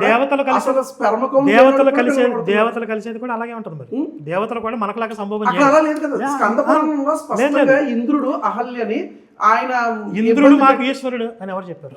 ఇంద్రుడు ఈశ్వరుడు అని ఎవరు చెప్పారు? ఇంక మీరు దీన్ని ఈ పాయింట్ గా మారిస్తే మరి దాన్ని అదే కదా నేను చెప్తాను. ముందు చెప్తాను ఈశ్వరుడు అంటే ఏంటి, ఈశ్వర శబ్దం ఏంటి, ఇంద్రుడు ఎవరు? ఇంద్రుడు దేవత. ఇంద్ర అనేది ఒక పదవి. నేను కూడా ఇంద్రుడు కావచ్చు, తెలుసా మీకు? మీరు కూడా ఇంద్రుడు. నాకు ఆ స్థాయిలో నాకు పుణ్యకరం 100 యాగాలు చేసిన వాడికి ఇంద్ర పదవి వస్తుంది. ఇది ఇంద్ర, అదే శబ్దం, అది పదవి. ఈశ్వర శబ్దం వేరు, ఇంద్ర పదవి. మీకు పూర్తిగా నాలెడ్జ్ లేకుండా మాట్లాడారు. సరే నేను కాదు కదా, మీరు రెండు విషయాలు ఇంతకుముందు రాముడి గురించి మాట్లాడారు కదా, దాని గురించి చెప్తా. మొన్నే నేను హనుమాన్ శోభాయాత్రకి వెళ్ళా. ఇప్పుడు పెళ్ళి అయింది కాబట్టి దేవుడు కాదు అంటున్నారు. నేను అక్కడ ఆ స్పీచ్లో చెప్పింది రేపు పొద్దున రిలీజ్ అవుతుంది. పెళ్లి కాలేదు కాబట్టి యేసు దేవుడు కాదని చెప్పినాను. మీకు అర్థమైందా? పెళ్లి కాలేదు కాబట్టి యేసుని దేవుడిగా డిస్క్వాలిఫై చేసేయచ్చు అని చెప్పాను. ఎందుకు? దాని రీజన్ చెప్తా అన్నాడు. భగవంతుడు మనకి ఒక ధర్మశాస్త్రం ఇచ్చాడు, కొన్ని చట్టాలు ఇచ్చాడు, మీరు ఇలా జీవించాలి అని చెప్పాడు. అలా జీవించమని ఆయన ఏదైతే కొన్ని విధులు నియమాలు పెట్టాడో అవి చాలా కష్టతరంగా ఉన్నాయి. అసలు ఇంత ధర్మంగా ఇన్ని కష్టాలు వచ్చినా కూడా ఎవడు నిలబడతాడు? ఆయనకి ఏదో పని పాట లేకుండా అక్కడ కూర్చొని రాసి పారేశాడు. ఈ కష్టాల మధ్యలో ఎవడైనా ధర్మబద్ధంగా ఉంటాడా? అది సాధ్యమా? ఆయన వచ్చి అనుభవిస్తే తెలుస్తుంది అని మనిషి అన్నాడు అనుకోండి. మీ దేవుడు వచ్చి అనుభవించి చూపించాలి. మాకు రాముడి రూపంలో వచ్చి పరిపూర్ణ మానవుడిగా వచ్చి మనిషికి విధించిన ధర్మశాస్త్రాలన్నీ ఆయన పాటించి, మనిషి ఎదుర్కొనే ప్రతి ఛాలెంజ్ని ఆయన స్వీకరించి, మనిషి అనుభవించే కష్టాలన్నింటికంటే 100 రెట్లు 1000 రెట్లు కష్టాలను అనుభవించి ధర్మబద్ధంగా ఆయన నిలబడి చూపించాడు. ఇదిగో నేను ఒక మానవ శక్తితో వచ్చి నేను దైవశక్తిని వినియోగించాలా. విష్ణుమూర్తి వచ్చి ఆయన విష్ణుత్వాన్ని ప్రకటించాలా, విష్ణుత్వాన్ని ఉపయోగించి ఆయన కష్టాల నుంచి బయటపడాల. సంపూర్ణ మానవుడిగా ఉన్నాడు. మానవుడికి ఉండే ధర్మశాస్త్రాలు అన్నీ పాడి, గురువుల పట్ల ఎలా ఉండాలో ఉన్నాడు, తల్లిదండ్రుల పట్ల ఎలా ఉండాలో, భార్య భర్తల సంబంధంలో ఎలా ఉండాలో ఉన్నాడు, అన్నదమ్ములతో ఎలా వ్యవహరించాలో అన్నీ పర్ఫెక్ట్గా పాటించాడు. ఎన్ని కష్టాలు వచ్చినా ఆయన చెక్కు చెదరలేదు. కాబట్టి ఇదిగో నేను ఆచరించి చూపించా, ఇప్పుడు మీరు కూడా ఫాలో అవ్వండి అని చెప్పే రైట్స్ రాముడికి వస్తాయి. కానీ మీ రామాయణం ప్రకారం ఆయన ఎప్పుడు ఎక్కడ నేను దేవుడిని అని చెప్పలే. వాల్మీకి రామాయణం ప్రకారం ఆయన దేవుళ్ళని ఆయన దేవుళ్ళు అని చెప్పుకుంటే మనకు ఆదర్శం కాదు. అదే చెప్తున్నా. ఇప్పుడు ఆయన దేవుడు అయితే నాకు ఆదర్శం కాదు. ఎందుకంటే దేవుడు చేసే పని నేను చేయలేను కదా. ఇప్పుడు నాకు ఒక మనిషికి ఉండే పరిమితులు నాకు ఇచ్చి నేను చేసే పని నువ్వు చేయరా, నేను ఎట్లా చేస్తాను? ఆయన పరిపూర్ణ మానవుడిగా ఉన్నప్పుడే నేను ఆదర్శంగా తీసుకువెళ్తాను. ఇప్పుడు అట్రిబ్యూట్స్ ఆఫ్ గాడ్ గురించి వచ్చినప్పుడు రాముడి వివాహము కానివాడు దేవుడు కాదని మీరు ఎలా చెప్తారు? అదే చెప్తున్నా, అక్కడికే వస్తున్నా. అంటే రాముడికి వివాహం అయింది కనుక రాముడే దేవుడు, వివాహం కానివాడు దేవుడు. భగవంతుడు ఏదో ఒక సందర్భంలో ఛాలెంజ్ తీసుకోవాలన్నా. భగవంతుడు అనేవాడు త్రేతాయుగంలో తీసుకున్నాడు ఈ ఛాలెంజ్. మీ దేవుడికి, మీ యేసుకి భయం వేసింది. వివాహము అనే ఛాలెంజ్ తీసుకోవడానికి భయం వేసింది. దాన్ని ఆచరించి చూపించాల. ఇప్పుడు మనిషి తిరగబడతాడు. ఇప్పుడు నాలాంటి తెలియగలడు ఉన్నాడు అనుకోండి, అది తెలియగలడు, లేకపోతే నాలాంటి మీద ఉన్నాడు ఒకడు. నువ్వు వివాహ బంధం ఒకడు పెట్టావా? అసలు జీవితాంతం ఒక స్త్రీతో కలిసి ఉండడం, ఒకే స్త్రీ మీద ప్రేమానురాగాలు కలిగి ఉండడం సాధ్యమేనా? మనసు ఇంత చంచలంగా పెట్టావు, ఈ మనసును తయారు చేసింది నువ్వే, దీనికి ఈ లక్షణాలు పెట్టావు. కానీ ఇక్కడ ధర్మశాస్త్రం మాత్రం ఒకే స్త్రీ మీద నీకు ధర్మబద్ధమైనటువంటి కామం ఉండాలి అని పెట్టు. ఇది ఎట్లా సాధ్యం? నీకు కూడా సాధ్యం కాదు, నువ్వు అంతా పెట్టినంత తప్పు అని అంట. లేదు, నేను పెట్టింది రైట్ అని ఎట్లా మీ దేవుడు ఎట్లా ప్రూవ్ చేస్తాడు? చేయలేడు. ఎందుకంటే ఆ ఛాలెంజ్ మీ వాడు తీసుకోవాలా. మా రాముడు ఆ రూపంలో అవతరించి భగవంతుడు ఆ ఛాలెంజ్ తీసుకున్నాడు, ఏకపత్ని వ్రతాన్ని పాటించాడు. ఇదిగో నేను ఆచరించి చూపించాను. అయితే ఇక్కడ భగవంతుడు కంప్లీట్ చేస్తాను. ఇక్కడ భగవంతుడికి సమానమైన స్త్రీ లేదా అన్నారు. మీ దేవుడిని కూడా భగవంతుడితో సమానమైన ఒక శక్తిని స్త్రీ రూపంలో సృష్టించుకోమని ఎవరన్నారు? లక్ష్మీ అమ్మవారు. విష్ణువు యొక్క శక్తి ఐశ్వర్యం లక్ష్మీదేవి రూపంలో వచ్చింది. ఇప్పుడు మనం సృష్టించుకునే వాళ్ళు మీ దేవుడు ఇక్కడ టాపిక్ మళ్ళీ టాపిక్ మారిపోతుంది. మీ దేవుడిని తయారు చేసుకోమని మళ్ళీ నేను థియాలజీ చెప్పేటప్పుడు నీకు నచ్చింది చెప్పి అదే థియాలజీ అంటే ఎలా కుదురుతుందని అనకండి. ఇప్పుడు ఇది అండర్స్టాండింగ్ ఆఫ్ గాడ్ దగ్గరికి వచ్చినప్పుడు దేవుణ్ణి హిందూయిజం ఎలా అర్థం చేసుకుంది, క్రిస్టియానిటీ ఎలా అర్థం చేసుకుంది అనే దానికి వచ్చినప్పుడు దేవుణ్ణి హిందూయిజము అర్థం చేసుకోకూడని విధముగా అర్థం చేసుకున్నది అనేది అసలు దేవుడిగా భావించని వాడిని దేవుడు చేసేసారని మా బాధ. ఇప్పుడు మీరంటే మీకు పెళ్ళి అయితే దేవుడికి పెళ్ళి అయితే తేడా ఏంటి? నేనేమంటానంటే మనుషులు ఒకళ్ళనొకళ్ళు తన్నుకుంటారు, ఒకటి దెబ్బలు తింటాడు. మనుషులు తన్నులు తిని దేవుడు తన్నులు తింటే మరి అది అవమానం కదా దేవుడు. అదే కదా 1 minute మీరు క్వశ్చన్ వేసారు, నన్ను ఆన్సర్ చెప్పానే ఉన్నా. దేవుడు ఇలాగే ఉండాలని హిందూయిజం అర్థం చేసుకుంది. ఎలా ఉండాలని అంటే కనుక ఒక ఆయన చక్కటి అద్భుతమైన వండర్ఫుల్ ఇది ఆయన చెప్పాడు. ఏంటి అని అంటే కనుక మానవుడు బట్టలు కట్టుకోవడం మొదలుపెట్టాడు, దేవుడికి బట్టలు కట్టాడు. మానవుడు పట్టు వస్త్రం వేసుకోవడం మొదలుపెట్టాడు, దేవుడు పట్టు వస్త్రం కట్టడం మొదలుపెట్టాడు. మానవుడికి వివాహాలు అయినాయి, దేవుడికి కూడా వివాహాలు చేశారు. ఇలాగా అండర్స్టాండింగ్ ఆఫ్ గాడ్ ఇన్ హిందూయిజంలో మానవుడికి ఎప్పుడైతే డెవలప్మెంట్ జరుగుతుందో దేవుడికి డెవలప్మెంట్ జరగడం మొదలైంది. మానవుడు ఆభరణాలు వేసుకోవడం మొదలుపెట్టాడు, దేవుడికి కూడా. ఇది understanding of God in Hinduism. కానీ అండర్స్టాండింగ్ ఆఫ్ గాడ్ ఇన్ క్రిస్టియానిటీలో కావచ్చు, మిగిలిన జుడాయిజం లేకపోతే ఇస్లాంలో కావచ్చు, దేవుణ్ణి ఆత్మగా అంటే మళ్ళీ ఆత్మ అంటే మళ్ళీ ఆత్మ వేరు పరమాత్మ వేరు అనకండి, పరమాత్మునిగా వారు గుర్తించి ఈ పరమాత్మునికి సాటి అయిన వారు ఎవ్వరూ లేరు అన్నట్లుగా ఈ 3 రిలీజియన్స్ గుర్తిస్తున్నాయి. బట్ హిందూయిజంకి వచ్చేసరికి దేవునికి సాటి అయిన వారిని చూపించేస్తున్నారు. ఇంకా ఆయన దేవుడు కాదని. అదే కదా నేను ఇప్పుడు తన్నులు తినడం తప్పు కదా. దేవుడికి సాటి అయిన వాడు ఎవడు ఉండడు కదా. మనుషుల చేతుల్లో తన్నులు తినడం ఏంటి? ఇప్పుడు అది నాకు చాలా సిల్లీగా అనిపిస్తుంది. దుష్ట శిక్షణ శిష్ట రక్షణ. హిందూయిజం ఇలా అర్థం చేసుకుంది దేవుడిని. దుష్టుల్ని శిక్షించాలి, శిష్టుల్ని రక్షించాలి. నేనేమంటానంటే ఇది జనరల్ మానవ స్వభావం. ఎలా అంటే బ్రదర్, ఇప్పుడు ఫర్ ఎగ్జాంపుల్ మీరు నన్ను ఎంత ప్రేమతో రిసీవ్ చేసుకున్నారు, రేపు మీరు నా ప్లేస్కి వచ్చాక నేను అంతే ప్రేమతో రిసీవ్ చేసుకుంటాను. ఎక్కడికి వచ్చినప్పుడు మీరు నన్ను అవమానపరిస్తే రేపు అంతే అవమానం, అంతకంటే ఎక్కువ అవమానం మీకు నేను కలిగిస్తాను. ఒకవేళ మీరు నన్ను కొట్టారనుకోండి, రేపు మీరు నా ప్లేస్కి వచ్చినప్పుడు నేను కొట్టడానికి ప్రయత్నిస్తాను. ఇది మానవ స్వభావం. కానీ దేవుడు ఇలాంటి యాట్రిబ్యూట్స్తో క్వాలిటీస్తో ఉండడు. దేవుడు ఆయన యొక్క ఆలోచనకు అందుకోదగిన వాడు ఎవడ కూడా ఉన్నాడు. అందుకే అంటాడు కదా, మనిషి యొక్క జ్ఞానము దేవుని బలహీనత కంటే, దేవుని అజ్ఞానం కంటే మనుషుని యొక్క జ్ఞానం అందుకోలేదంటాడు అపోస్తలుడైన పౌలు. అంటే దేవుడు మీ దేవుడు బలహీనతలు ఉన్నాయని ఒప్పుకున్నారు. బలహీనతలు ఉన్నాయనట్లే, బలహీనత కంటే బలహీనతలు ఉన్నాయనట్లే. అక్కడ ఉన్న థియాలజీ, బలహీనతలు చాలా అక్కడ ఉన్న థియాలజీ ఏంటంటే యూదులు అంటున్నారు. సేమ్ ఇదే క్వశ్చన్ అడిగారు, దీని మీద వీడియో కూడా రిలీజ్ చేశాను. ఇదే క్వశ్చన్ అడిగారు. ఏం క్వశ్చన్ అడిగారంటే వాళ్ళు, దేవుడు ఏంటి తన్నులు తినడం ఏంటి, ఇది బలహీనత కాదా, దేవుడు బలహీనత అంటాడు. అందుకే దేవుడు ఏంటి వెర్రివాడిగా సిలువ ఎక్కడ అంటే, ఇప్పుడు చూడండి, కొట్టడం అనేది ఎప్పుడు హైలో ఉంటుంది, కొట్టించుకోవడం అనేది తక్కువలో ఉంటుంది, లోలో ఉంటుంది. వాళ్ళు ఏమని అడుగుతున్నారు, కొట్టించుకోవడం దేవత్వం అంటారు. కాదు ఒక్క నిమిషం నన్ను చెప్పనివ్వండి, నన్ను మీరు ఇంటరప్ట్ చేస్తే అక్కడ సబ్జెక్ట్ కుదరదు. వాళ్ళు ఏమని అడుగుతున్నారంటే, రే దేవుడు అనేవాడు చంపాలి కానీ ఆ సిలువెక్కి చావడం ఏంటి, దాన్నే అండర్స్టాండింగ్ ఆఫ్ గాడ్ అంటే. థియాలజీలో ఆయన ఏం చెప్తున్నాడంటే, దేవుని యొక్క ఆలోచనలు నువ్వు అందుకోలేవు, అది బలహీనత అని నువ్వు అనుకుంటున్నావు, అది బలహీనత కాదు, అది దేవుని శక్తి. పాపాలు మోయడం ఆయన వలన మాత్రమే సాధ్యం. 2 అది అజ్ఞానంలో నీకు కనిపిస్తుంది, కానీ ఆయనకున్న అపారమైన జ్ఞానంతో ఆయన సిలువెక్కాడని చెప్తున్నాడు. మీరు మనుషులకు ఉండే లక్షణాలు ఉండకూడదు అన్నారు కాబట్టి తన్నులు తినడం అనేది వచ్చింది. అట్లాగే చాలా ఉన్నాయి. ఇంకా ఇప్పుడు నాకు ప్రాణాలు తిట్టుందని నేను పారిపోతాను, ఏసు కూడా పారిపోయాడు. ఇవన్నీ మనుషులకు ఉండే లక్షణాలు. సరే, సమయం వచ్చినా కూడా ఆయన ఎదురుగా వెళ్ళలేదు, లాక్కొచ్చారు. సమయం రావాలి కదా బ్రదర్, సమయం వచ్చినా కూడా పారిపోయాడు కదా. 1 minute మీరు మనం 2 months బ్యాక్ నాకు ఫోన్ వచ్చింది, కూర్చుందాం డిబేట్కి. 2 months బ్యాక్ కూర్చుందాం డిబేట్ కి. అసలు ఖాళీ లేని స్కెడ్యూల్లో వెళ్తున్నాం. అప్పుడు వెళ్తుంటే ఈ టైం వచ్చింది, కూర్చున్నాం. కరెక్టే. సమయం వచ్చినాకైనా యేసు దాక్కున్నాడా లేదా? సమయం వచ్చాక దాక్కులేదు, దాక్కున్నాడు. గెత్సెమనే తోటలో చక్కగా దాక్కుంటే అక్కడికి ఎవరు తీసుకొచ్చారు? ఇస్కరియోతు యోధా పట్టుకొచ్చి సైనికులను తీసుకొచ్చి నేను ముద్దు పెట్టుకుంటాను అంటే ఆయనకు తెలీదా? ముందు రోజు చెప్పలేదా, అరే బాబు నువ్వు నన్ను అప్పగించబోతున్నావు, ఈ 12 మందిలో ఒకడో, నేను నన్ను ముద్దు పెట్టుకోబోతున్నాను. లాజిక్ పనిచేస్తే ఇస్కరియోతు యోధాకి ముందే చెప్తే ఇస్కరియోతు యోధాకి అర్థమై నా మనసు ఈయనకి ముందే తెలిసిపోయింది అని ఆడికి తప్పు అనే భావన రావాలి. అంటే ఇవన్నీ కూడా తర్వాత మీరు రాసుకున్నారు, మీరు లాజిక్ సరిపోతే ఓకే. ఏది అంటే మా గ్రంథం మీరు రాసుకున్నాం, మీ గ్రంథాలు మాత్రం దేవుడు రాశాడా? అదే కదా, ఇప్పుడు ఏ శిష్యులకి కూడా చాలాసార్లు నేను చచ్చిపోయి తిరిగి లేస్తానని చెప్పిన సందర్భాలు, 3వ రోజు నేను తిరిగి లేస్తానని చెప్పిన సందర్భాలు. అవును. కానీ ఏ శిష్యులు అందరూ పారిపోయారు ఆయన పట్టుకోగానే. పేతురుని అయితే పేతురుకు కూడా ముందే చెప్తాడు అని అంటారు బైబిల్లో. ఏది, నువ్వు నన్ను ఎరగని 3 మార్లు అబద్ధం అంటావు. అవును.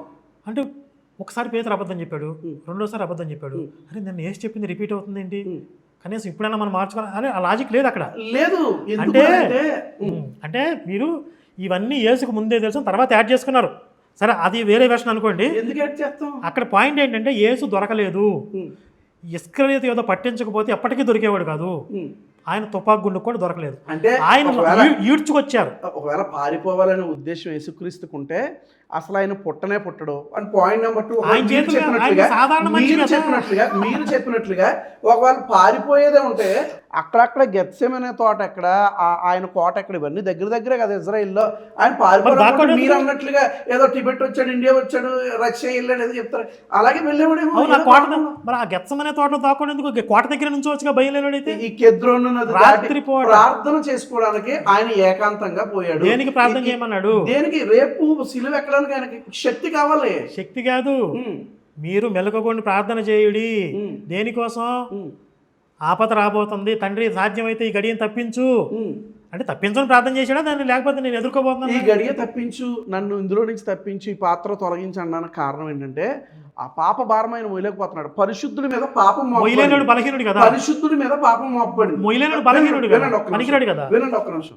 దేవుడు అత్యంత పరిశుద్ధుడు. మేము ఏమంటామంటే కాన్సెప్ట్ ఆఫ్ క్రిస్టియానిటీలో దేవుడు అత్యంత పరిశుద్ధుడు, దేవుడు ఆయన పాపాన్ని అంటించుకోడు.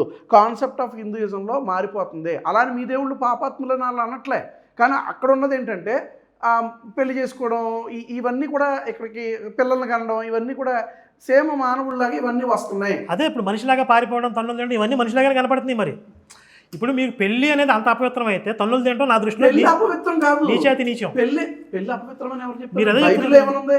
వివాహం అన్ని విషయాల్లో ఘనమైనప్పుడు భగవంతుడు పెళ్లి అయితే మీకేంటి? అది మానవుడికి ఘనమైంది. మరి తన్నులు తింటాం దేవునికి సరిపోతుంది. లేడీ ఉంటుందా? తన్నులు మీరు పెళ్లిని ఒప్పుకోకపోతే తన్నులు తింటాను ఒప్పుకోనండి. మీరు క్లోజ్ చేసేస్తున్నారు. కరుణాకర్ గారికి ఇంకా వివాహం కాలేదు. ఆయన చూసుకునేటప్పుడు ఎవరిని చూసుకుంటారు? స్టాండర్డ్ చూసుకుంటారు కదా. ఇప్పుడు నా పక్కన ఒక అమ్మాయి నించోవాలంటే కొంచెం స్టాండర్డ్ చూసుకుంటారు, కొంచెం బాగుండాలి, మంచిగా ఉండాలి, ఏదో కలర్ ఉండాలి, జాడ ఉండాలి, డబ్బు ఉండాలి, ఏవో చూసుకుంటారు కదా. అలాగే పోలిక లేనప్పుడు మీరు ఏం చేస్తారు? వెయిట్ చేస్తారు కదా. వెయిట్ చేస్తున్నాడు ఇప్పుడు. వెయిట్ చేయట్లే. నేను మీ ఎగ్జాంపుల్గా చెప్తున్నాను. నేను దేవుడికి సరిపోల్చగలిగిన వారు లేరు, ఇక మీద రారు. అసలు ఆయనకి పెళ్లితో పనే లేదు. ఆయనకి పెళ్లితో పనే లేదు. వన్ మినిట్ ఏంటంటే ఆయన పరమాత్ముడు, ఆయనకి పెళ్లితో పని లేదు. ఇప్పుడు మీరు ఇంతకుముందు జోడాయేసి ఎట్లా చూస్తున్నారు, ఎలా చూస్తున్నారు కదా. మీరు ఎలా చూస్తున్నారంటే దేవుడు అంటే మగోడు, జీన్స్ ప్యాంట్ వేసుకుంటాడు, షూస్, ఇట్లా మీరు డిజైన్ చేస్తున్నారు. మాకు నిరాకార నిర్గుణ పరబ్రహ్మము, ఆయన స్త్రీ కాదు, పురుషుడు కాదు, కానీ అవతారాలు స్వీకరిస్తాడు, అనేక రూపాలు తీసుకుంటాడు. అందులో స్త్రీ రూపము ఉంది, పురుష రూపము కూడా ఉంది. డీప్ థియాలజీలోకి వెళ్తే అంటే మీకేంటంటే ఇప్పుడు మీ బైబిల్ రాసినప్పుడు మగోడు, దేవుడు మగోడుగానే ఉండాలి, అసలు దేవత్వం అనేది స్త్రీగా ఉండకూడదు. థియాలజీలో పేట్రియార్కీ గురించి రాయబడి ఉంటుంది. పేట్రియార్కీ అంటే పురుష ఆధిక్యత కలిగినటువంటి ఇది.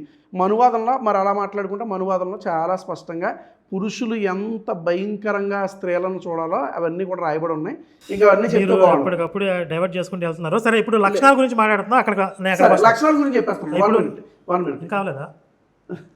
చెప్పారు కదండి. ఇప్పుడు ఇది ఆగే టాపిక్ కాదు. ఇప్పుడు మీరు ఆల్రెడీ వివాహం గురించి మాట్లాడేది అయిపోయింది.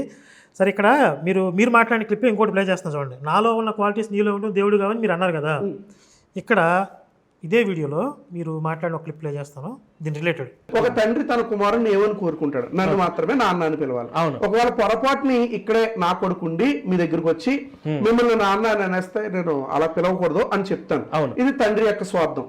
దేవుడు కూడా అదే కాన్సెప్ట్ లో ఎవరినైతే ఆయన సృష్టించాడో వారి నుంచి ఆయన కోరుకునే ఒకే ఒక్క కోరిక ఏంటంటే గనక నన్ను మాత్రమే నాన్న అని పిలవాలి, నన్ను మాత్రమే తండ్రి అని గుర్తించాలి. దారిని పోయే ప్రతి దానయ్య గారిని నాన్న అంటే మనం ఎలా అంగీకరించలేమో దేవుడు అంతకంటే ఆయన అంగీకరించలేడు. ఇక్కడ మీరేం చెప్పారంటే సింపుల్గా చెప్పాలంటే మనిషి కంటే మా దేవుడు చాలా వరస్ట్ అని చెప్పారు. మీరు అదే చెప్పారు. ఇంతకుముందు ఏమన్నారు? నేను నాలో వాస్తవంగా ఉన్న మాట ఉపయోగించలేదు. మనలో ఉండే లక్షణాలు దేవుళ్ళో ఉండకూడదని చెప్పారు మీరే. చెప్పి ఓకే. మనిషిలో ఉండే తండ్రిలో ఉండే స్వార్థం మన దేవుళ్ళలో కూడా ఉంటుంది అని చెప్పారు. నేను ఒక అలంకారపూర్వంగా మీరు ఇంకొక అలంకారంగా మాట్లాడాను. ఇంకొక క్లిప్ దీని రిలేటెడ్ ఇంకోటి ప్లే చేస్తామేనండి. చూడండి, ఒక మనిషిగా సాటి మనిషి ఎవరైనా తప్పు చేస్తే నేను చేసే పని ఏంటంటే గనక తప్పు చేసిన వాడిని నేను శిక్షిస్తాను, తప్పు చేసిన వాడిని కోర్టు శిక్షిస్తుంది. అయితే క్షమాభిక్ష అనేది ఉంటుంది. ప్రెసిడెంట్ అనే ఆయన క్షమాభిక్ష అనేది పెట్టొచ్చు. ఒక సాధారణమైన ప్రెసిడెంటే అంత జాలి కలిగి క్షమాభిక్ష పెడితే చూడండి, దేవుడు అంతకంటే జాలిపరుడు. దుష్ట శిక్షణ శిష్ట రక్షణ చేసేవాడు నా దృష్టిలో దేవుడు కాదు. ఇక్కడ సరే, ఈ మొత్తాన్ని మూడింటిని సమన్వయం చేసి చెప్తాను నేను. నాకు 2 minutes టైం అని తర్వాత మీరు మాట్లాడచ్చు. ఫస్ట్ మీరు మాట్లాడింది మీకు టైం ఇస్తున్నాను, మీరు మాత్రం వస్తున్నాను. అయ్యో, తర్వాత మీరు వీడియో రిలీజ్ చేసి మీ టైం మీకే ఉంది. మీరు ఫస్ట్ స్టేట్మెంట్ ఏంటంటే నాలో ఉన్న క్వాలిటీస్ నీలో ఉండకూడదు, నువ్వు ఉంటే మనిషి అవుతావు, దేవుడు అవ్వవు అని మీరు చెప్పారు. తర్వాత మీరు తండ్రికి ఉండే స్వార్థమే దేవుడికి కూడా ఉంటుంది. తండ్రి ఎలాగైతే కొడుకు నన్ను తండ్రిని పిలవాలని భావిస్తాడో దేవుడు కూడా అదే స్వార్థంతో ఉంటాడు అని చెప్పారు. ఇంకొక చోటకు వస్తే రాష్ట్రపతి క్షమాభిక్ష పెడతాడు, అలాంటిది దేవుడు ఎంత క్షమిస్తాడు అని చెప్పారు. ఇక్కడ మొత్తం ఒకదాని కూడా కాంట్రడిక్షన్స్ ఏంటంటే ఈ క్వాలిటీసే మనిషిలో ఉన్న క్వాలిటీసే మీ దేవుళ్ళలో ఉన్నాయి. ఇక్కడ తండ్రి అని పిలవకపోతే ఆయన క్షమించలేడు. అదే వెర్షన్లో ఇంకోటి ఏం చెప్తున్నారు? దుష్ట శిక్షణ శిష్ట రక్షణ చేసేవాడు దేవుడు. అంటే వాడు దుర్మార్గుడు అయ్యి ఉండి వాడిని శిక్షిస్తే అది తప్పు అంటున్నారు. కానీ తనని తండ్రి అని పిలవాలి, ఆయన్నే పూజించాలి. ఆ స్వార్థం కనుక నెరవేరకపోతే తనకు ఒక కోరిక ఏదైతే ఉందో బలమైన కోరిక, ఆ కోరిక తీరకపోతే వీడిని చంపేస్తానంటున్నాడు. ఇప్పుడు మనం ఆలోచిద్దాం. ఒకడు స్వార్థపరుడు, నన్నే పూజించాలి, నన్నే గౌరవంగా చూడాలి అనే ఒక స్వార్థపరుడు ఉన్నాడు. సమాజంలో అందరూ బాగుండాలి అని ఒక పెద్ద మనిషి ఉన్నాడు. ఊర్లో తప్పు చేసిన వాడిని ఈ పెద్ద మనిషి తప్పు చేసిన వాడికి శిక్ష చేశాడు. ఎవడైతే బాధితుడు ఉన్నాడో వాడికి న్యాయం చేశాడు. ఇప్పుడు మీరేం చేస్తున్నారంటే ఈ పెద్ద మనిషి దేవుడు కాదు, ఈడేం దేవుడు, ఈ తప్పు చేసిన వాడిని కూడా కాపాడాలి. అక్కడ ఇది చెప్తున్నారు. ఈ స్వార్థపరుడైన తండ్రి ఉన్నాడు కదా, నన్ను గౌరవించకపోతే నన్ను ఆరాధించకపోతే వాడిని చంపేస్తా. ఇక్కడ దుర్మార్గుడైన వాడిని శిక్షించిన వాడు న్యాయవంతుడా?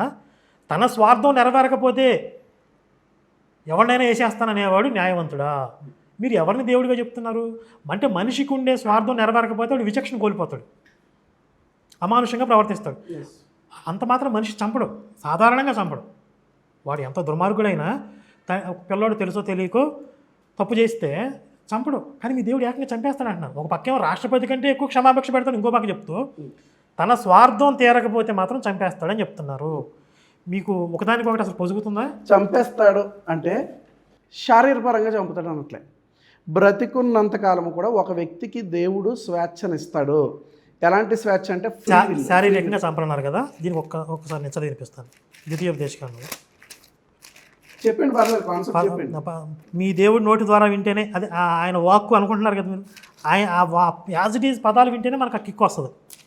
అందుకని ద్వితీయోపదేశకాండం 13వ అధ్యాయంలో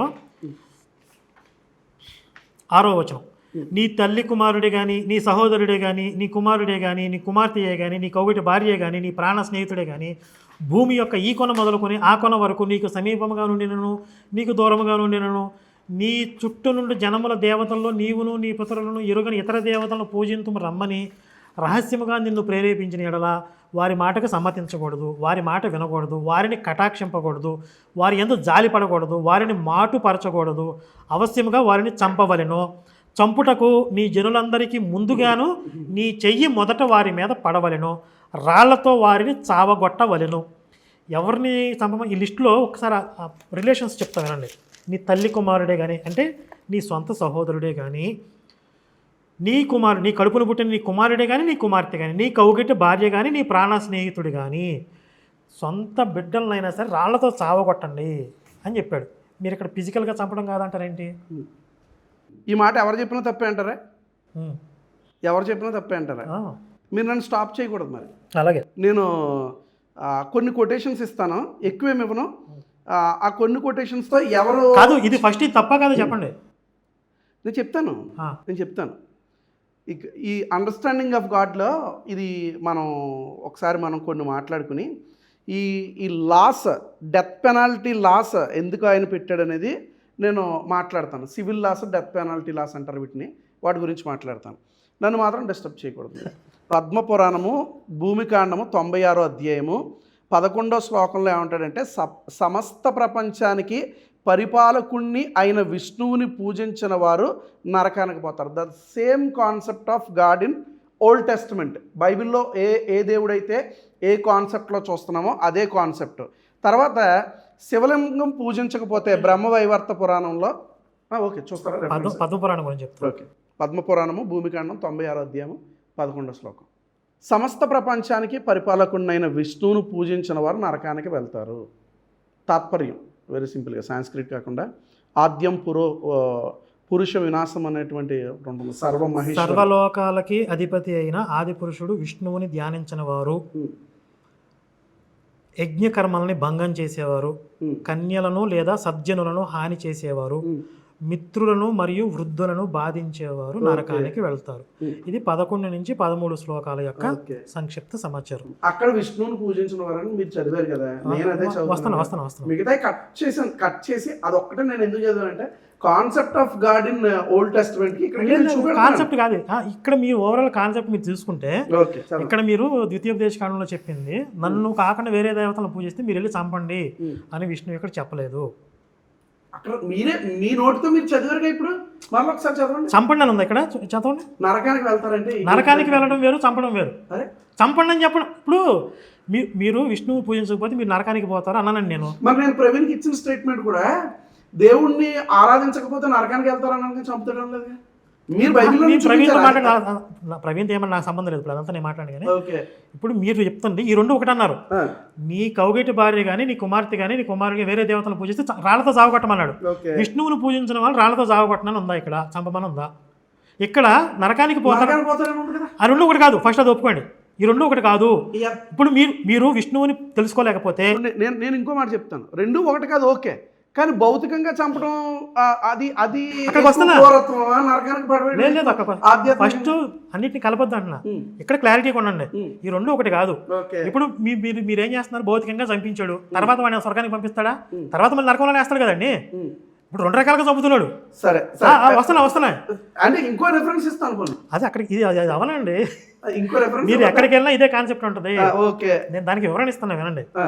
ఇక్కడ మొత్తం దేంతో కలిపి చెప్తున్నాడు ఈయన, సర్వలోకాలకి అధిపతి అయిన ఆది పురుషుడు విష్ణువుని ధ్యానించని వారు యజ్ఞకర్మల్ని భంగం అంటే ఈ వరుసలో చెప్తున్నాడు, యజ్ఞకర్మల్ని భంగం చేసేవారు, కన్యలను లేదా సజ్జనులను హాని చేసేవారు, మిత్రులను మరియు వృద్ధులను బాధించేవారు నరకానికి పోతారు.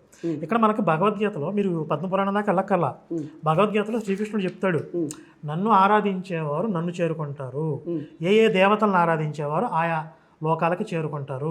మీది ఒకసారి కంటిన్యూ చేస్తున్నాను. భగవద్గీత 7వ అధ్యాయము మీరు చూడండి, 12వ అధ్యాయము 9వ అధ్యాయంలో కూడా ఈ యూనివర్సల్ గాడ్ అనే కాన్సెప్ట్ కనబడుతుంది. శ్రీకృష్ణుడు ఈ కాన్సెప్ట్ మాట్లాడతాడంటే సర్వ జగత్తుకి నేనే దేవుణ్ణి అనేటువంటి కాన్సెప్ట్ ఈ 3 అధ్యాయాల్లో కనబడుతుంది. అంటూ అర్జునుడితో ఒక మాట చెప్తాడు, నేనే దేవుణ్ణి, నన్ను మీరు ఖచ్చితంగా ఆరాధించాల్సిందే అనే కాన్సెప్ట్ అక్కడ కనబడుతుంది. రైట్, ఈ 3 అధ్యాయాల్లో ఎండ్ ఆఫ్ ది రెఫరెన్స్లో ఏమొస్తాయంటే, ఇది మాట్లాడుతూ నేను మరలా కోట్ చేస్తున్నాను, 7th, 9th, 12th. Okay, 12th పక్కన పెట్టండి, 7th చాప్టర్ 9th చాప్టర్ చూడండి మీరు, అక్కడ యూనివర్సల్ గాడ్ అనే కాన్సెప్ట్ మీద నడుస్తుంది అది. ఈ 2 అధ్యాయాలు కూడా మాట్లాడుతూ ఆయన ఏమంటాడంటే కనుక, ఓ అర్జున, నేనే సకల సృష్టికి దేవుణ్ణి అని అంటాడు. రైట్, నేను దీని మీద ఇంకొక ఇది కూడా చేశాను, భక్తి మార్గం 4 మార్గాల మీద, దాన్ని కూడా చెప్పాను కదా మీరు ఇందాక అన్నారు కర్మ సిద్ధాంతం గురించి. భక్తి మార్గము 4 మార్గాలు ఉన్నాయి హిందూయిజంలో. భక్తి మార్గము, జ్ఞాన మార్గము, రాజయోగ, కర్మ మార్గం, 4 మార్గాలు. భగవంతుల్లో రాజయోగ అంటే సింపుల్గా యోగ అనేది ఒక మార్గం, మెడిటేషన్ అనేది ఒక మార్గం. దేనికి మార్గం? రాజయోగం, భగవంతునిలో మమేకం అవ్వడానికి. భక్తి మార్గం, నేను ఇప్పుడు దీని గురించే మాట్లాడుతున్నాను. శ్రీకృష్ణుడు ఆ భక్తి మార్గాన్ని చూపిస్తున్నాడు ఇక్కడ. ఆల్రెడీ ప్రవీణ్ దగ్గర కూడా దాన్ని మాట్లాడాను, భక్తి, జ్ఞాన, కర్మయోగం. అదే దీన్నే నేను చెప్పబోతున్నాను. భక్తి, జ్ఞానంలో మళ్ళీ సబ్ పాయింట్ ఒకటి ఉంటుంది. సబ్ పాయింట్ అనుకోండి, ఇంకోటి అనుకోండి. మీరు ఇప్పుడు గూగుల్లో కొట్టిన హౌ మెనీ మార్గస్ ఇన్ హిందూయిజం అని కొట్టండి, 4 మార్గస్ అని చూపెడతాడు. ఈ జ్ఞాన మార్గంలోనే కింద అంటే ఈ జ్ఞానము ఎలా పొందుకోవాలి అనేది మాట్లాడుతూ యోగా ద్వారా మనం మెడిటేషన్ త్రూ మెడిటేషన్ అని మాట్లాడతారు. చూడండి ఒకసారి. పోనీ ఎన్ని మార్గాలను కొట్టండి. హిందుత్వంలో నవవేద భక్తి మార్గాలు ఉన్నాయి, 4 కాదు. మీరు భగవద్గీతలో తీసుకుంటే జ్ఞానయోగం, భక్తి యోగం, కర్మయోగం ఉంటాయి. నవవేద భక్తి మార్గాలు దేనికోసం చెప్పండి ఒకసారి. భగవంతుని చేరుకోవడానికి, ఆరాధించడం, శ్రవణం, కీర్తనం, స్మరణం, పాదసేవనం, అర్చనం, వందనం, దాస్యం, సఖ్యం, ఆత్మనివేదనం. Okay, 1 minute. మీరు చెప్పిన ఫస్ట్ 7 పాయింట్లు భక్తి మార్గంలోకి వస్తాయి. మీరు చూడండి ఒక్కసారి, నేను చెప్పింది మీరు చూడండి. రెఫరెన్స్ కరెక్ట్గా లేకపోతే ఏం చూడమంటారు? హిందూయిజంలో ఎన్ని మార్గాలు ఉన్నాయి అని అడగండి భగవంతుల్లో చేరుకోవడానికి. ఇంగ్లీష్లో చెప్పాలంటే హౌ మెనీ మార్గస్ ఇన్ హిందూయిజం. 4 కంటే ఎక్కువ చూపెడతాను అని అడగండి ఫిలసాఫికల్గా. నేను వేరే డీప్ థియాలజీ మాట్లాడుతున్నాను ఈరోజు. ఎందుకంటే నా ఎదురుగుండా ఉన్న వ్యక్తిని బట్టి.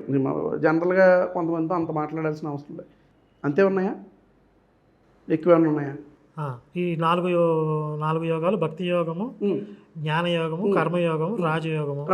రాజయోగ అంటే కింద ఇదిగో నవవేద భక్తి మార్గాలు, తర్వాత తంత్రం, మంత్రం, మెయిన్ 4 మార్గాస్. ఇప్పుడు వీటి సబ్ పాయింట్సే ఆ కింద వచ్చాయి. కానీ చాలామంది 3గా చూస్తారు, కానీ ఇవి 4.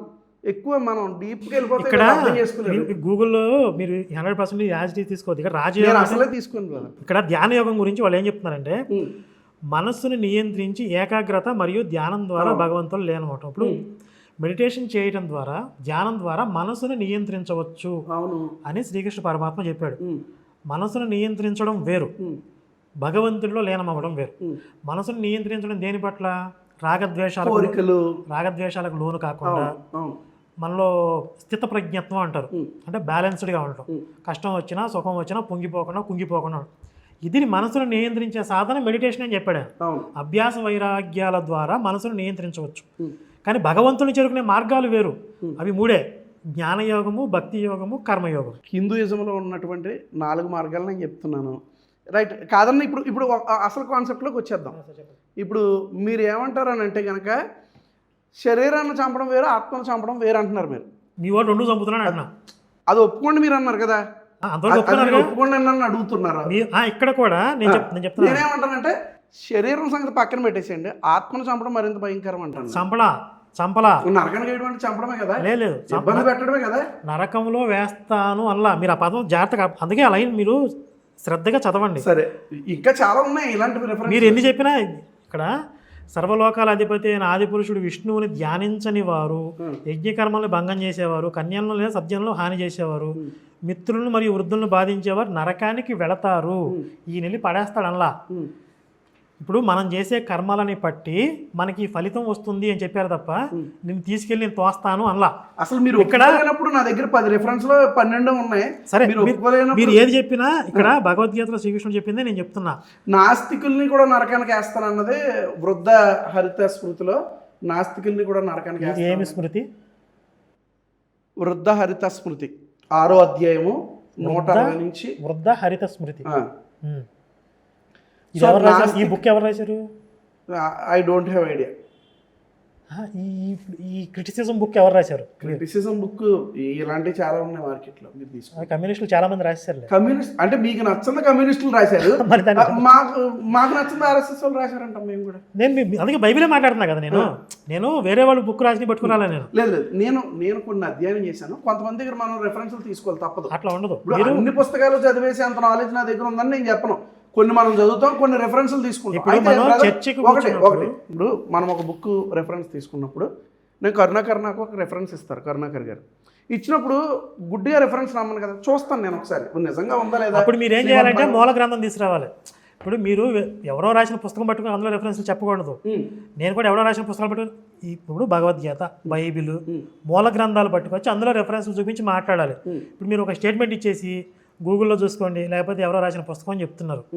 ఇది ప్రామాణికం కాదు. చర్చలు ఎప్పుడైనా సరే ఒక స్టాండర్డ్స్ మనం మెయింటైన్ చేయాలి. ఇది లేనప్పుడు కదా, ఇది మనం మాట్లాడింది అక్కడ అక్కడ ఉన్నప్పుడు మీరు అదే చూపించాలి కదా. ఆ పుస్తకాలన్నీ ఇక్కడ తేలేం కదా. ఇప్పుడు డిబేట్లో మీరు ఏ క్వశ్చన్ అడుగుతారు అన్నది నిజంగా అది అసలు ఇప్పుడు మనం ఏ విషయం మీద మాట్లాడదలుచుకున్నామో ఖచ్చితంగా దానికి సంబంధించిన సమాచారం ఉండాలి. నేను మొయ్యలేను, తేలని అట్లా కుదరదు. తేగలిగినప్పుడు మొయ్యగినప్పుడే దాని గురించి మాట్లాడాలి. మీరు బైబిల్ ఒక్కటే కాబట్టి ఇలా తెచ్చుకుని వచ్చారు. మీరు తీసుకురండి రామాయణం వాల్యూమ్స్ అన్ని అన్నీ తీసుకురండి. ఉన్నాయి ఇక్కడ. మీకు ఇది కాదు. ఎక్కడ ఉన్నాయి మీ ఆఫీస్లో కాబట్టి నా దగ్గరికి వచ్చినప్పుడు మీరు తీసుకురండి. అంటే కాకినాడ అన్నిటి మీద మనం ఒకేసారి చర్చ చేయం కదా. మనం ఇప్పుడు ఇన్ని టాపిక్స్ ఉన్నాయి, అన్ని మాట్లాడగలుగుతామా? మనం స్పెసిఫిక్గా ఏ టాపిక్స్ మాట్లాడదలుచుకున్నామో అంతవరకు ఆ బుక్స్ వరకు తెచ్చుకోవాలి. ఒక 4-5 మించు కదా. మనం ఏ టాపిక్ మాట్లాడుతున్నాం అసలు I don't have any idea. నేను చెప్పాను అసలు కనీసం వీడియో కూడా చూడకుండా ప్రిపేర్ అవ్వకుండా నేను ఇక్కడికి వచ్చానని మీతో మీరు మాట్లాడిన వీడియోనా నేను మాట్లాడిన వీడియోనా? అది 3 నెలల క్రితం మాట్లాడిన వీడియో కదా. అయ్యో, ఎప్పుడు మాట్లాడిన కంటెంట్ మారదు కదా. కంటెంట్ మారదు కానీ థాట్స్ మారుతాయి, లేకపోతే అందులో ఏం మాట్లాడడం సరే, మర్చిపోతాం. ఇప్పుడు 2 months బ్యాకే మనం అనుకున్నాం కదా. అవును. అప్పటి నుంచే మీరు ఒక రోజు కూర్చుంటే అయిపోతుంది. నిజంగా చూడలే, చూసుంటే బాగుండేది. బట్ ఎనీవేస్ మనం టాపిక్లోకి వద్దాం. శరీరము ఆత్మ అనే దానికి వచ్చినప్పుడు నేనేమంటానంటే శరీరం చంపడానికి భయపడొద్దు కానీ ఆత్మను శరీరమును చంపడానికి భయపడండి అంటాడు దేవుడు. ఇప్పుడు శరీరం చంపినందుకే మీరు అంత ఫీల్ అయిపోతే ఇది మరీ దారుణం కదా. ప్రసాదం తినకపోతే మీరు ఎట్లా చెప్తున్నారంటే ఇప్పుడు శివపురాణం ఇది నాకు మోస్ట్ ఫేమస్ వచ్చినవి. ఇది నాకు నన్ను బాగా తాకిన వచ్చినవి. ఇది శివపురాణంలో ఒక చోట ఏమంటాడంటే నువ్వు ప్రసాదం తినకపోతే నేను నరకంలో పడేస్తానంటే నీది ఇంతకంటే దుర్మార్గం ఏది. నాకు మూలంతో చెప్పి మీరు మూల శ్లోకము తాత్పర్యం చెప్పండి. శివపురాణం తీసుకోండి. విద్యేశ్వర సమితి 22 శివపురాణము. అంటే ఎక్కడన్నా ఇలాంటివి ఉంటే కూడా మంచిదే. ఇప్పుడు మీ వాళ్ళు చెప్తా ఉంటారు మా వాడు నమ్మకపోతే నరకానికి అని చెప్పి. మా వాళ్ళు కూడా అట్లా చెప్తే బాగుండదు అనిపిస్తుంది నాకు అప్పుడప్పుడు. ఉంటే చూపించండి, ఇప్పుడు వాడతాం మేము కూడా. శివ పురాణము, ఒక నిమిషం, విద్యేశ్వర సంహిత 22వ అధ్యాయం 9. ఇది ఈ వచనం నాకు చాలా ఇష్టం. ఎందుకంటే ఈ కాన్సెప్ట్ ఆఫ్ క్రిస్టియానిటీని, అండర్స్టాండింగ్ ఆఫ్ గాడ్ అండ్ క్రిస్టియానిటీని తీసుకొచ్చి ఇక్కడ పెట్టేశారు. నేను కొన్ని సందర్భంలో ఏమంటానంటే హిందూయిజం చాలా కాపీ చేసింది క్రిస్టియానిటీని, జుడాయిజం అని అంటాను. శివునికి సమర్పించిన నైవేద్యాన్ని స్వీకరించాలనే ఆసక్తి కూడా ఎవరిలో కలగదో అతడు గొప్ప పాపి అని, అతడు నిశ్చయంగా నరకానికి వెళతాడని ఈ శ్లోకం చెప్తుంది. సేమ్ చెప్తా, మీరు చెప్పిన తర్వాత చెప్తా. అదే మీరు ఇప్పుడు నన్ను నమ్మకపోతే చంపేయండి అనే కాన్సెప్ట్ మీరు తెచ్చినప్పుడు నేనేమంటున్నానంటే ఒక ప్రసాదం తినకపోతే ఇప్పుడు మీరు చెప్పేది క్లియర్గా చెప్పేసేయండి, తర్వాత నేను చెప్పడానికి నాకు టైం ఇవ్వండి. ఓకేనా? మీరు మధ్యలో ఆపిన నో ప్రాబ్లం, చెప్పండి, నో ఇష్యూ. ఇప్పుడు దేవుడు కొన్ని చట్టాలను ఇచ్చినప్పుడు ఇజ్రాయేల్ జనాంగాన్ని కాపాడడానికి ఆయన పాత నిబంధనలో కొన్ని చట్టాలు ఇచ్చినప్పుడు ఆత్మ తీర్పు గురించి ఉపమానము లేదా అలంకార భాషలో ఆయన మాట్లాడుతూ శత్రువుల్ని ప్రేమించమని చెప్తూనే క్రైస్తవులకి కొన్ని ఆజ్ఞలు ఇచ్చాడు. శత్రువులను ప్రేమించమని చెప్తూనే క్రైస్తవులకు కొన్ని పాత నిబంధనలో ఆజ్ఞలు ఇచ్చాడు. దేవునికి అవిధేయత అంటే ఏంటంటే విగ్రహారాధన చేయడం దేవునికి అవిధేయత. నేను బైబిల్ ప్రకారం మాట్లాడుతున్నాను. ఇది మిమ్మల్ని ఒప్పుకోండి అని నేను చెప్పట్లే, నేను బైబిల్ ప్రకారం చెప్తున్నాను. మరణశిక్ష విధించండి అనే చట్టము దేవుడు, మీరు చదివినట్టు ఇందాక 2 దినవృత్తాంతాలు అనుకుంటాను మీరు కోట్ చేశారు, ద్వితీయోపదేశకాండం. సో ఇజ్రాయేలీలకి చుట్టుపక్కల ఉన్న ఆచారాలను అంటించుకోకండి, ఆ ఆచారాలు మంచివి కాదు, వారి యొక్క ఆచారాలు పవిత్రమైనవి కాదు, కాబట్టి ఆ ఉద్దేశాలు ఆ ఆచారాలు మీకు ఉండకూడదు. కాబట్టి నేను ఒక్కడనే దేవుని, కాబట్టి ఎవడైనా ఒకవేళ ఆచారాలను ఇక్కడ తీసుకొచ్చి మిమ్మల్ని మాలిన్యం చేస్తాడేమో అలాంటి వాడిని, మీ సొంత కుటుంబీకుడైనా వాడిని నిర్మూలన చేయండి అని చెప్తున్నాడు. ఇందులో మీకు తప్పేం కనిపించింది? చెప్పండి. ఇప్పుడు ఒక వ్యక్తి వచ్చి ఒక గంజాయి కాల్చివాడు వచ్చి ఒక ఊరిని పాడు చేస్తే వాడిని మీరు ఊరుకుంటారా? మీరు ఎప్పుడు మంచి ఫిలాసాఫికల్ ఎగ్జాంపుల్స్ చెప్తుంటారు కదా, లాజిక్ అండ్ రీజనింగ్లో చెప్తుంటారు కదా. సో మిమ్మల్ని ఇదే లాజిక్తో అడుగుతున్నాను. ఆఫీస్లో అందరూ మంచివారు ఉన్నారు, చక్కగా అందరూ ఏ బ్యాడ్ హ్యాబిట్స్ లేకుండా. ఎవడో ఒక దుర్మార్గుడు పనికిమాలినాడు వచ్చి ఇక్కడ ఉన్న వాళ్ళకి డ్రగ్స్ ఇంజక్షన్లో లేకపోతే గంజాయి అలవాటు చేస్తే ఇప్పుడు అంటే మనం ఏం చేద్దాం? ఆఫీసులో నుంచి తరిమేద్దామా వద్దా? అయిపోయిందా? అయితే ఇప్పుడు మీరు చెప్పిన లాజిక్ కరెక్ట్ కాదు. ఎందుకు అంటే అక్కడ ఆయన చెప్తుంది ఏంటి, నన్ను కాక వేరొకరిని పూజిస్తే చంపేయండి అన్నాడు. ఆ వచ్చిన వాడు ఏది మీరు ఎవరినైతే పూజిస్తున్నారో అతను వచ్చి మిమ్మల్ని పాడు చేస్తే చంపండి అని చెప్పలా. నన్ను కాక ఇంకొకరిని పూజింతుము రమ్మని చెప్పిన ఎడలా చంపేయండి అని చెప్పాడు. దీనికి మీరు తండ్రి ఎగ్జాంపుల్ చెప్పారు. దీనికి నేను ఆల్రెడీ చాలా సందర్భాలు కౌంటర్ చేసిందే. ఒక తండ్రి కనుక పిల్లోడిని కూతుర్ని ప్రేమగా చూసుకుంటే ఆ తండ్రిని కాదని పక్కింటోని తండ్రి అని ఎవరైనా పిలుస్తారా? ఒక తండ్రి పిల్లల్ని ప్రేమగా చూసుకుంటే ఆ పిల్లలు ఈ తండ్రిని వదిలిపెట్టేసి దారిని పోయే వాళ్ళందరినీ తండ్రి అని పిలుస్తారు అసలు. ఏమో మెంటల్లీ ఛాలెంజ్ అయితే మెంటల్లీ అంటే అప్పుడు అసలు వాళ్ళు మాకు చర్చే లేదు, పాపం వాళ్ళని ఏం చేయకూడదు, వాళ్ళని ఏం చేయకూడదు. అన్ని బాగున్నవాడి గురించి మీరు అడుగుతున్నారు, జాలి చూపించాలి. అన్ని బాగున్నవాడి గురించి. మానసిక వికలాంగులు అయితే మనం వాళ్ళకి వైద్యం పక్కన ప్రేమగా చూసుకోవాలి. మీరు మామూలు మనుషుల గురించి అడుగుతున్నారు, చంపేయకూడదు. పిలవడు కదా. ఓకే. కానీ మీ దేవుడిని కాక వేరే దేవతలను పూజిస్తున్నారు అంటే మీ వాడు అసలైన తండ్రి కాదు అని అర్థం. రైట్. ఇప్పుడు మీరు డిస్టర్బ్ చేయట్లేదుగా, చెప్పండి. ఇప్పుడు దేవుడు అన్ని తండ్రి అన్ని ఇచ్చాక కూడా పక్కింటి తండ్రి అని పిలుస్తారు. అది ఎలా జరిగిద్ది అంటున్నా, జరగదంటున్నా. వీడి అజ్ఞానంతో వీడు తెలుసుకోకపోతే, ఇప్పుడు తండ్రి అన్ని ఇచ్చాడు బ్రదర్, ఆ వ్యక్తికి అన్ని ఇచ్చేసాడు ఈ తండ్రి ఈ వ్యక్తికి. ఇచ్చినా సరే ఈ వ్యక్తి ఏం చేస్తున్నాడంటే అది తెలుసుకోకుండా, ఆయన ప్రేమని అరగకుండా పక్కింటి వాడికి వెళ్ళి వాడిని నాన్న అని పిలిస్తే అలా జరగదు అంటున్నా. అలా జరగదు. జరగదు. పిల్లలు ఎవరు ప్రేమగా చూసుకునే తండ్రిని కాదని పక్కింటి తండ్రి అనరు. ఇప్పుడు శ్రీకాకుళంలో ఒక ఆమెని ఆస్తులన్నీ రాసేసాక నడు రోడ్డు మీద వదిలేశాడు కొడుకు. జరగదని మనం ఎలా చెప్తాం? ఇప్పుడు ఆస్తులన్నీ రామోన్స్ గురించి ఏం జరిగిందో మన అందరూ తెలుసు కదా. ఆస్తులన్నీ కొడుకు పేరు మీద పెడతారు, నిర్దాక్షిణ్యంగా తండ్రిని. ఇక్కడ మీరు ఒక వ్యక్తిని చెప్పారు, మానవ జాతిలో కొన్ని వేల కోట్ల మంది పుట్టి చచ్చిపోయారు. కొన్ని వేల కోట్ల మందిలో 1 ఎగ్జామ్షన్స్ దేనికైనా ఉంటాయి. భూమి మీద అశుద్ధం తినేవాళ్ళు లేరా? మనుషులు ఎవరైనా అశుద్ధం తింటారా అంటే తినేవాళ్ళు ఉంటారు. కాబట్టి ఎగ్జామ్షన్స్ తీసుకొచ్చి ఇది మానవ జాతి నైజం అని చెప్పకూడదు. ప్రతి దానికి ఒక ఎగ్జామ్షన్ ఉంటుంది. మానవ జాతి ప్రవృత్తి ఏంటి అంటే మెజారిటీ పీపుల్ దేన్ని ఫాలో అవుతారో అది నైజం అంటారు. నేను చెప్పేది సహజ సిద్ధంగా మానవ జాతిలో ఎవరు అలా చేయరు. మీరు 1 ఎగ్జాంపుల్స్ తీసుకురాకూడదు. సో ఇక్కడ నేను చెప్పేది ఏంటంటే, ఇప్పుడు ఉదాహరణకి మా వాళ్ళే ఉన్నారనుకోండి, మా వాళ్ళు అందరూ ఉన్నారు, రోజు మేము వాళ్ళతో కాంటాక్ట్లో ఉంటాం. మీరు ఈరోజు కొత్తగా వచ్చారు, మిమ్మల్ని ఎలా చూడాలో వాళ్ళకి తెలుసు, నన్ను ఎలా చూడాలో వాళ్ళకి తెలుసు. కన్ఫ్యూజ్ అవ్వరుగా? ఇవి మా సార్ వచ్చేసరికి మీ దగ్గరికి వస్తారా? రారుగా. ఇప్పుడు అతిథి అని గౌరవిస్తారు. కాబట్టి ఆ మాత్రం విచక్షణ వాళ్ళకు ఉన్నప్పుడు మరి తండ్రి అనే విషయంలో పిల్లలకి విచక్షణ ఎందుకు ఉండదు? అంటే మీ తండ్రి కదా ఎన్ని మార్లు గద్దించినను లోబడనివాడు. అంటే ఛాన్స్ ఇచ్చాడు, మారట్లేదు, మరలా ఛాన్స్ ఇచ్చాడు, మరలా ఎన్నిసార్లు ఇవ్వాలి మీకు ఛాన్స్? ఇప్పుడు నేనే దేవుడిని మీకు కార్యాలు చేసి చూపెడుతున్నాడు. నువ్వు ఫిలిస్తీయుడివైనా, అమ్మోనీయుడివైనా, మోయాబీడైనా, మియ్యునీయుడైనా, కనానీయుడివైనా, ఏ జాతికి చెందిన పదే మీకు ఛాన్స్ ఇచ్చాడు.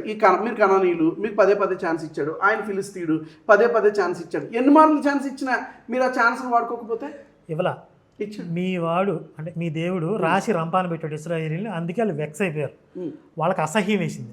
దానికి కావాలంటే చేసిన పాపం ఏం చేయలే. చాలా క్లియర్ గా నిజంగా ఎగ్జాంపుల్ చెప్తాను. యెషయా పదే ఏమని మూతుకున్నాడు? యెషయా దాకా వస్తుందిరా మన మీద శ్రమ, 70 సంవత్సరాలు వెళ్ళిపోతాం. అసలు యెషయా దాకా వెళ్ళకండి. 70 సంవత్సరాలు. నేను దేవుడిని అయితే ఇశ్రాయేలీలకి ఏదైతే దేవుడిని అని చెప్పుకున్నాడో ఆ దేవుడి ప్లేస్ నేను ఉంటే ఇశ్రాయేల్ కాళ్ళు కడిగి నా నెత్తి మీద చల్లుకుంటా. వాళ్ళు అంత నమ్మకంగా ఉన్నారు. ఎంత నమ్మకం లేకపోతే ఎలా నమ్మకం అంటే ఎలా? ఇప్పుడు లోతు ఫ్యామిలీ ఉంది, చెప్తానండి, అది నమ్మకత్వమా? లోతు ఫ్యామిలీ, లోతు ఆ యొక్క ప్రదేశం ఉంది, సొదొమ గొమొర ఉంది, వాళ్ళు ఇశ్రాయేలీలు కాదుగా, స్వలింగ. ఇప్పుడు లోతుకు తెలిసిన దేవుడే కదా వీళ్ళకి పరిచయం చేద్దామని చూశాడు. కాదా? నేను ఇశ్రాయేల్ గురించి మాట్లాడుతున్నా, నేను ఇశ్రాయేల్ గురించి నేను మాట్లాడుతున్నా. ఓకే సరే, ఎప్పటి నుంచి మాట్లాడదాం? యాకోబు తర్వాత నుంచి మాట్లాడదాం. పోనీ మాట్లాడదామా? అక్కడి నుంచే 12 మంది సంతానం, వాళ్ళు 12 గోత్రాలకే ఒక్కొక్కడికి ఒక్కొక్క జాబ్ అప్పగించారు. ఇప్పుడు నన్ను మాట్లాడిస్తారా? చెప్తాను. అయ్యో మీరు మాట్లాడు. నమ్మకస్తులు అంటే ఎలా అని అడిగారు. ఎలా నమ్మకంగా ఉన్నారు అంటే 430 సంవత్సరాలు ఈజిప్ట్లో ఉన్నారు. మోషే వచ్చాడు, నాకు దేవుడు కనపడ్డాడని చెప్పారు, ఆయన చెప్పుకున్నాడు. సరే వీళ్ళు ఏదో కొన్ని మ్యాజిక్లు సూచక్రియలు అడిగారు, అవి చేసి చూపించాడు.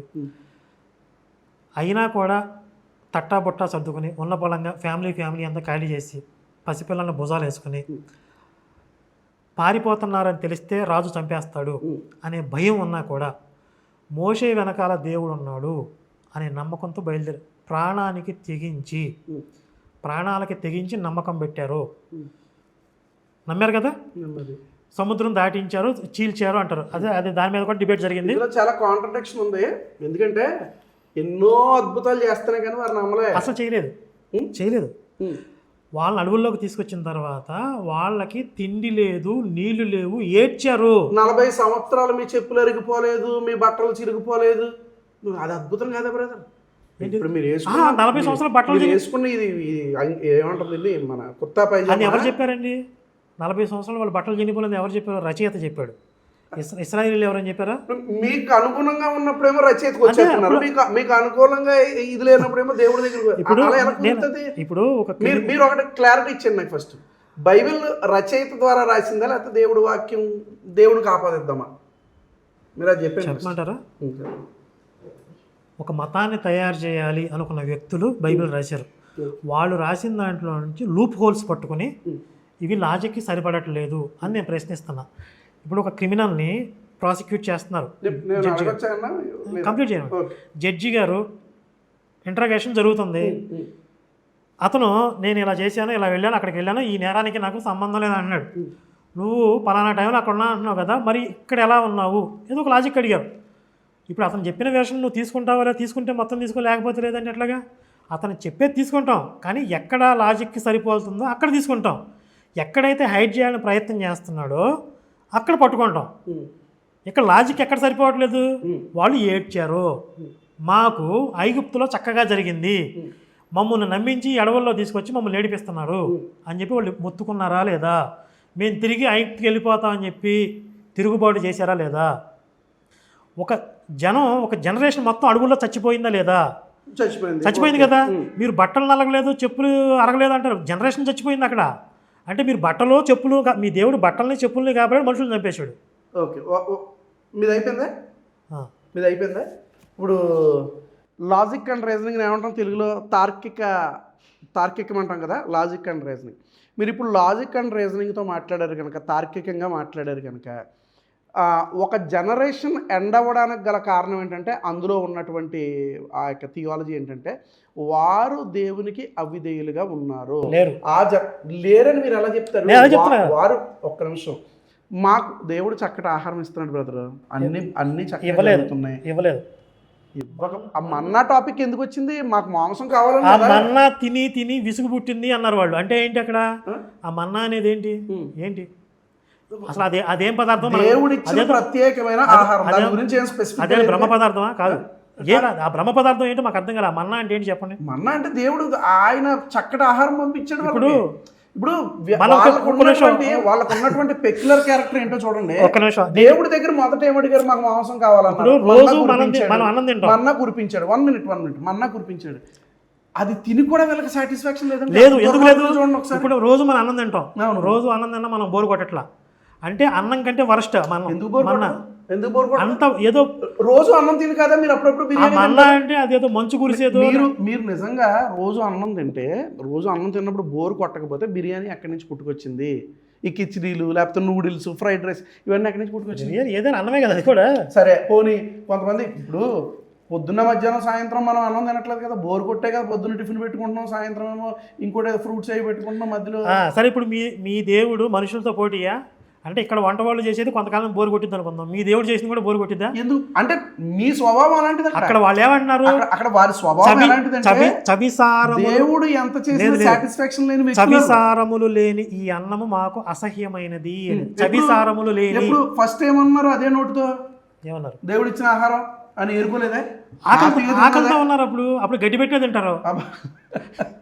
అప్పుడు ఆకలితో గడ్డి పెట్టే తింటారండి. ఫస్ట్ దేవుడితోనేమో అంత కకృతి ఎందుకు? మీ దేవుడికి అదే నోటుతో నువ్వు అద్భుతమైన ఆహారం అన్నావు, మళ్ళీ కొద్ది రోజులు తినేసిన తర్వాత అక్కడ ఏం జరిగింది నేను చెప్పనా? మీ మోషేకి అక్కడ ఏదో మంచు కురిస్తేనో లేదా అక్కడ ఆకుకూరలు లాంటివి ఏదో కనపడ్డాయి. అక్కడ ఇజ్రాయెల్లో మంచు కురిసింది. అడవుల్లో అసలు చరిత్రలో ఎప్పుడన్నా ఇజ్రాయెల్లో మంచు కురిసిందా? హిస్టరీ తీద్దాం. ఇజ్రాయెల్ కాదు కదా, ఇజ్రాయెల్ ఇంకా వెళ్ళలేదు కదా. అప్పుడు పోను దారిలో ఈజిప్ట్ దాటిన తర్వాత ఆ ప్రాంతంలో అసలు మంచు కురుస్తుంది ఎక్కడైనా? ఎందుకు? Egypt, Jordan, Syria. మన దుబాయ్ వెళ్ళాం, ఎడారి ప్రాంతం, చలిగా ఉంటుంది. ఓకే. ఇప్పుడు ఎడారి ప్రాంతం మీరు ఎప్పుడన్నా గమనించండి, ఎడారి ప్రాంతం వెళ్తే పగలు ఎంత ఎండ ఉంటుందో రాత్రి అంత భయంకరమైన చలి ఉంటుంది. సరే, అక్కడ అరణ్య ప్రాంతంలో దొరికే ఏ మొక్కలో తొక్కలో ఏదో తినమని దేవుడు ఇచ్చిన ఆహారం ఇదే తినండి అని చెప్పాడు. సరే, వాళ్ళు ఆకలితో ఉన్నారు, తిన్నారు. మరి నువ్వేమన్నావు? ఫస్ట్ నువ్వేమన్నావు? ఈ ఆహారం చాలా బాగుంది అన్నావు కదా. మీ 40 లక్షల మంది ఏం చెప్పారు? అదే 6 లక్షలు కాలుబలం అంటే 40 లక్షలు. అదే చెప్తున్నా, ఆకలితో ఉన్నాడు పచ్చడి పెట్టినా కానీ బాగానే ఉంటుందండి వాళ్ళకి. ఇప్పుడు మీ దేవుడికి ఏం కక్కుర్తి వచ్చింది? రోజుకు ఒక మంచి ఆహారం పెట్టొచ్చు కదా. పోనది ఒక్కటేనా? రోజు ఒక్కటే గడ్డి పెట్టడం ఎందుకు? పోనది ఒక్కటేనా? ఒక్కటే గడ్డి ఎందుకు పెట్టాడు? ఇప్పుడు నేను డీప్ హిస్టరీ మాట్లాడితే మాకు కూరాకులు ఉల్లిగడ్డలు మాకు గుర్తు వస్తున్నాయి అని చెప్పారు వాళ్ళు. ఎందుకు ఆ కూరాకులు ఉల్లిగడ్డలు పెట్టలేని స్థితిలో అంత దౌర్భాగ్యంలో ఉన్నాడు మీ దేవుడు? ఉల్లిపాయలు సప్లై చేయలేడా? ఇప్పుడు మాంసం కావాలన్నారు, మాంసం ఇచ్చాడు. మాంసం ఎప్పుడు ఏదో పూరేడు పెట్టలను దోలేడని చెప్పారు. తర్వాత అది వాళ్ళకి బోర్ కొట్టేసింది. మన్నా కురిపించాడు, అది బోర్ కొట్టేసింది. అంటే స్టెబిలిటీ లేదు. లేనటువంటి, ఫస్ట్ వీళ్ళు తిరుగుబాటు చేసిన తర్వాత స్టెబిలిటీ లేనటువంటి మైండ్ సెట్ అది. సరే, తిండి గురించి అదో పక్కన పెట్టండి. తర్వాత విగ్రహారాధన విషయంలో వీళ్ళు చాలా తప్పు చేశారు. నడిచే దారిలో వాళ్ళకి సుస్పష్టంగా ఏం చెప్తున్నాడంటే, మీరు నడిచే దారిలో సిరియన్లు ఉంటారు, ఫిలిస్తీన్లు ఉంటారు, వాళ్ళ వైపు చూడకండి అంటే. ఇప్పుడు 40 సంవత్సరాలు ఎలా నడిచారంటే బ్రదర్, స్టే చేశారు. 40 ప్లేసెస్లో స్టే చేశారు వాళ్ళు. నేను డీప్గా మాట్లాడుతున్నాను థియాలజీ. 40 ప్లేసెస్లో వాళ్ళు స్టే చేశారు. ఈ 40 ప్లేసెస్లో కొన్ని చోట్ల నెల ఉండొచ్చు, కొన్ని చోట్ల 6 నెలలు ఉండొచ్చు. మళ్ళీ అక్కడి నుంచి బయలుదేరడం. ఇక్కడ ఈ నెల ఉన్నప్పుడు వాళ్ళ పరిస్థితులు ఆపాదించుకోవడం, వాళ్ళ దేవుళ్ళని దేవతలను ఆపాదించుకోవడం, మళ్ళీ తిప్పి ఇక్కడికే వస్తుంది. వ్యభిచారము, త్రాగుడు, ఇంకోటి గ్యాంబ్లింగ్, వీటన్నిటికీ అలవాటు పడితే మరి దేవుడు ఒక తరాన్ని నశింపజేయడా? ఈ తరం నాశనం అయిపోతే వచ్చే తరం బాగుంటుందేమో. బైబిల్ తెలియని వాళ్ళ దగ్గర మీరు ఈ వెర్షన్ మాట్లాడితే బాగానే ఉంటుంది. నా ముందైతే నడవదండి, నేను చెప్తున్నాగా. ఎందుకు నాకు తెలుసు కదా మొత్తం అక్కడ ఏం జరిగిందో. అంటే మీరు ఊహించిందే జరిగింది. నన్ను చెప్పనిస్తారా? చెప్పండి. ఇప్పుడు మోషే వచ్చి నా వెనకాల దేవుడు ఉన్నాడని నమ్మితే ప్రాణాలకు తెగించి నమ్మారా? బయలుదేరారా? ఎన్ని అద్భుత కార్యాలు చేస్తున్నారు మరి? ఎన్ని అద్భుతాలు చేశారు? ప్రజల ముందు ఏం చేయలే. వెళ్ళి ఈజిప్ట్ 10 తెగుళ్ళు ఎవరి ముందు జరిగింది? ఫరో 10 తెగుళ్ళు ఎవరి దగ్గర జరిగింది? ఫరో దగ్గర చేశాడని చెప్పారు. ఓకే, ఫరోది పక్కన పెట్టేసేయండి. 10 తెగుళ్ళు ఎవరి దగ్గర జరిగింది? ఇప్పుడు ఫరో దగ్గర చేసినేమో ఓరల్గా వినబడి, బట్ కళ్ళతో విట్నెస్ చేశారు కదా 10 తెగుళ్ళు. చివరికి వాళ్ళ సొంత బిడ్డలను కాపాడాడు. ఆ యొక్క రక్తాన్ని ప్రోక్షిస్తే, పస్కా గొర్రె రక్తాన్ని ప్రోక్షిస్తే ఈ ఇంటికి చావు రాలేదు, పక్కింటికి చావు వచ్చింది. ఈ ఇంటికి చావు రాలేదు, ఎదురింటికి చావు వచ్చింది. అక్కడ రక్త గుర్తులు ఎందుకు అవసరం మీ దేవుడికి? పస్కా గొర్రె పిల్ల అక్కడి నుంచే కదా పస్కా పండుగ అనేది కాన్సెప్ట్. రాత్రిపూట సంహారకులు తిరుగుతారు, మీరు రక్త గుర్తులు వేసుకుని ఇళ్ళ నుంచి బయటికి రావద్దని చెప్పాడు. ఈజిప్ట్ ఇళ్లలో దొరబడి చంపారు ముఠ, బందిపోటు దొంగల ముఠ. ఎవరో వీళ్ళు కూడా దేవదూతలు కాదు. ఎవరు దేవదూతలు? మోషే బందిపోటు దొంగల ముఠ అది. మీరు అంటే నేను ఇంత వక్రీకరించడం నేను ఎప్పుడు చూడలేదు. దేవుని దూత సంహరిస్తుందని స్పష్టంగా రాయితే బైబిల్లో రాస్తే, ఒక విషయం అక్కడ మీరు ఆలోచించండి కాస్త. మనం లాజిక్ మోషే దగ్గర ఆర్మీ ఉన్నట్లుగా ఎక్కడన్నా బైబిల్లో ఉందా? నాకు చెప్పండి. నన్ను చెప్పనిస్తారా లేదా? చెప్పండి. ఇప్పుడు అంటే మరి మీరు ఇంత వక్రీకరిస్తే నేను అడ్డు రావాలి కదా కనీసం. మీరు ప్రతిసారి అడ్డం పడతారని నాకు చెప్పినట్ల. అక్కడ ఇజ్రాయేలీల మధ్యలో ఐగుప్తీయుల పిల్లల్ని చంపాడు అని ఉంది కదా. నిజంగా అలా జరిగితే ఫస్ట్ ఐగుప్తు రాజు భయపడాలి, ఐగుప్తులు భయపడాలి. అసలు వాళ్ళకి వీళ్ళకి శత్రుత్వం రావాలి. కానీ ఇశ్రాయేలీలు అరణ్యానికి వెళ్ళే ముందు ఏం చెప్పారు? అక్కడ ఫరోకి ఏం చెప్పారు? అంత పవర్ఫుల్గా చూపించాడు కార్యాలు చేసేయడానికి రాశారు కదా. తర్వాత ఇంకొక పాయింట్ కూడా చెప్తా. ఐగుప్తీయుల పశువులన్నింటిలో ఒక్కటి కూడా మిగలలేదు, ఇజ్రాయేల్ వాళ్ళ పశువులు అన్నీ పోయినాయి అని రాశారు. మళ్ళీ తర్వాత మళ్ళీ సేమ్ అదే రాస్తారు, మళ్ళీ పశువులన్నీ చచ్చినాయి అని రాశారు. సరే, ఇవన్నీ లాజిక్ లేకుండా ఉన్నాయి ఒకటి.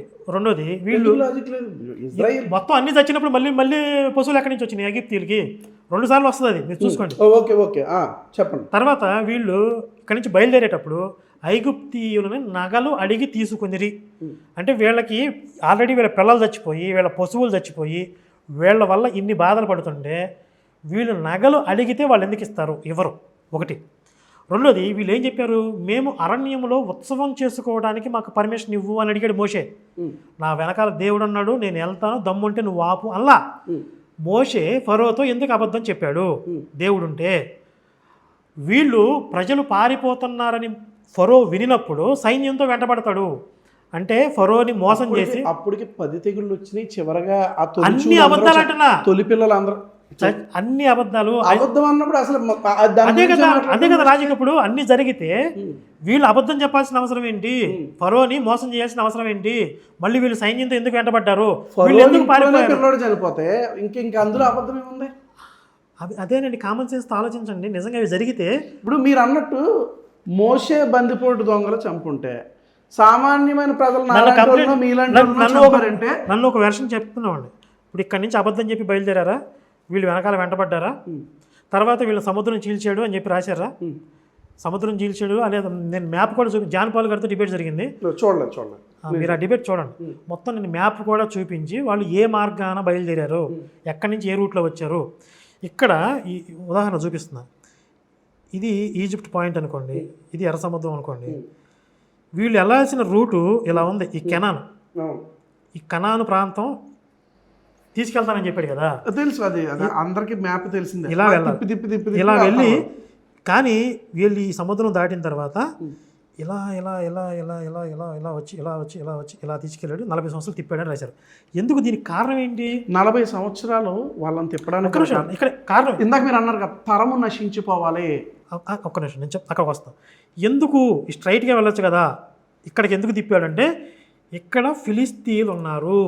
ఈ ఫిలిస్తీన్లు చూసి జనాలు భయపడతారేమో, యుద్ధం వస్తే తట్టుకోలేరేమో అని చెప్పి వీళ్ళని ఇక్కడ దొంగదారులు తీసుకెళ్ళాడు. ఇక్కడ మీరు అన్న పాయింట్కి వద్దాం ఒకసారి. మరి ఇక్కడ దేవుడే ఉన్నాడా? మీరు అన్న పాయింట్ దేవుడే ఉన్నాడా? మీరు అన్న పాయింట్కి వద్దాం ఒకసారి. ఫిలిస్తీన్ ఆర్మీ అంతా ఇప్పుడు ఈ మోషే దగ్గర ఉన్న కాల్బలం ఎంత? 6 లక్షల కాల్బలం మోషే దగ్గర ఉంది.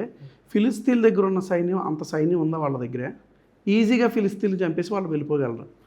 దేవుడు ఒక ఆలోచన చేసి అలా లేదు. అక్కడ ఫిలిస్తీన్లు చూసి భయపడ్డారు. దేవుని కార్యాలు చూపించాలి, అప్పుడైనా మారతారేమో.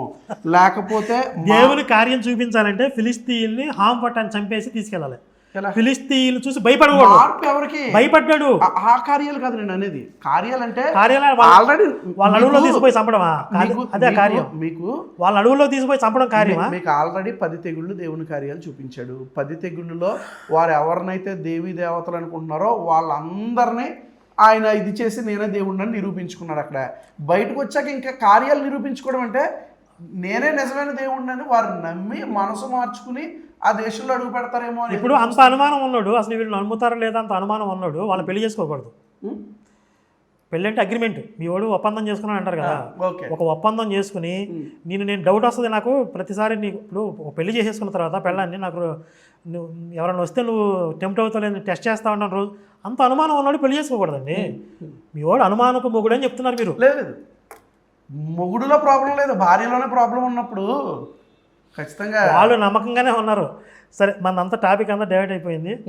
వాస్తవంగా ఈ చర్చని 1 గంటన్నర 2 గంటల లోపు ముగిద్దాం అనుకున్నాం. దాదాపుగా ఇప్పటికీ ఒక 3 గంటల దాకా సమయం అయింది. లంచ్ బ్రేక్ కూడా ఇవ్వకుండా కంటిన్యూ చేసాం. ఇంకా నేను మాట్లాడదలుచుకున్న వాటిలో ఇంకొన్ని విషయాలు కూడా ఉన్నాయి.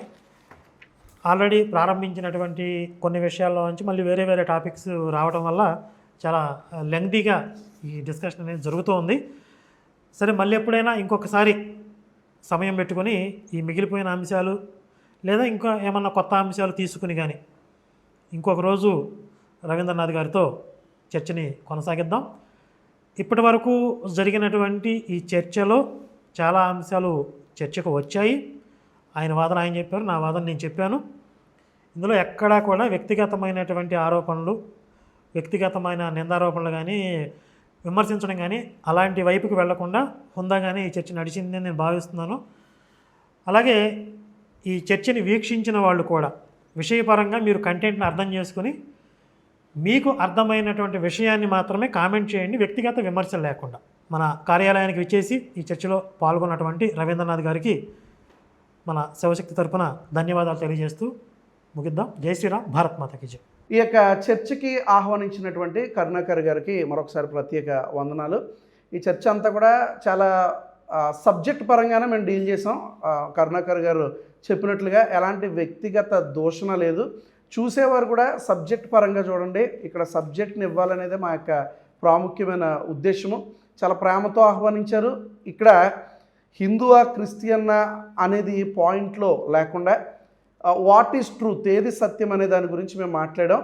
ఎవరి వెర్షన్లో వారు మాట్లాడాం. ఒకవేళ నాది ఏదైనా చిన్న చిన్న పొరపాట్లు ఉంటే మన్నించండి. మరొకసారి కరుణాకర్ గారితో కూర్చోవడానికి నేను కూడా సిద్ధపడతాను. మీ అందరికీ కూడా నమస్కారాలు తెలియజేస్తున్నాను. ప్రత్యేకంగా కరుణాకర్ గారికి ప్రత్యేక వందనాలు, వారి టీంకి కూడా ప్రత్యేక వందనాలు.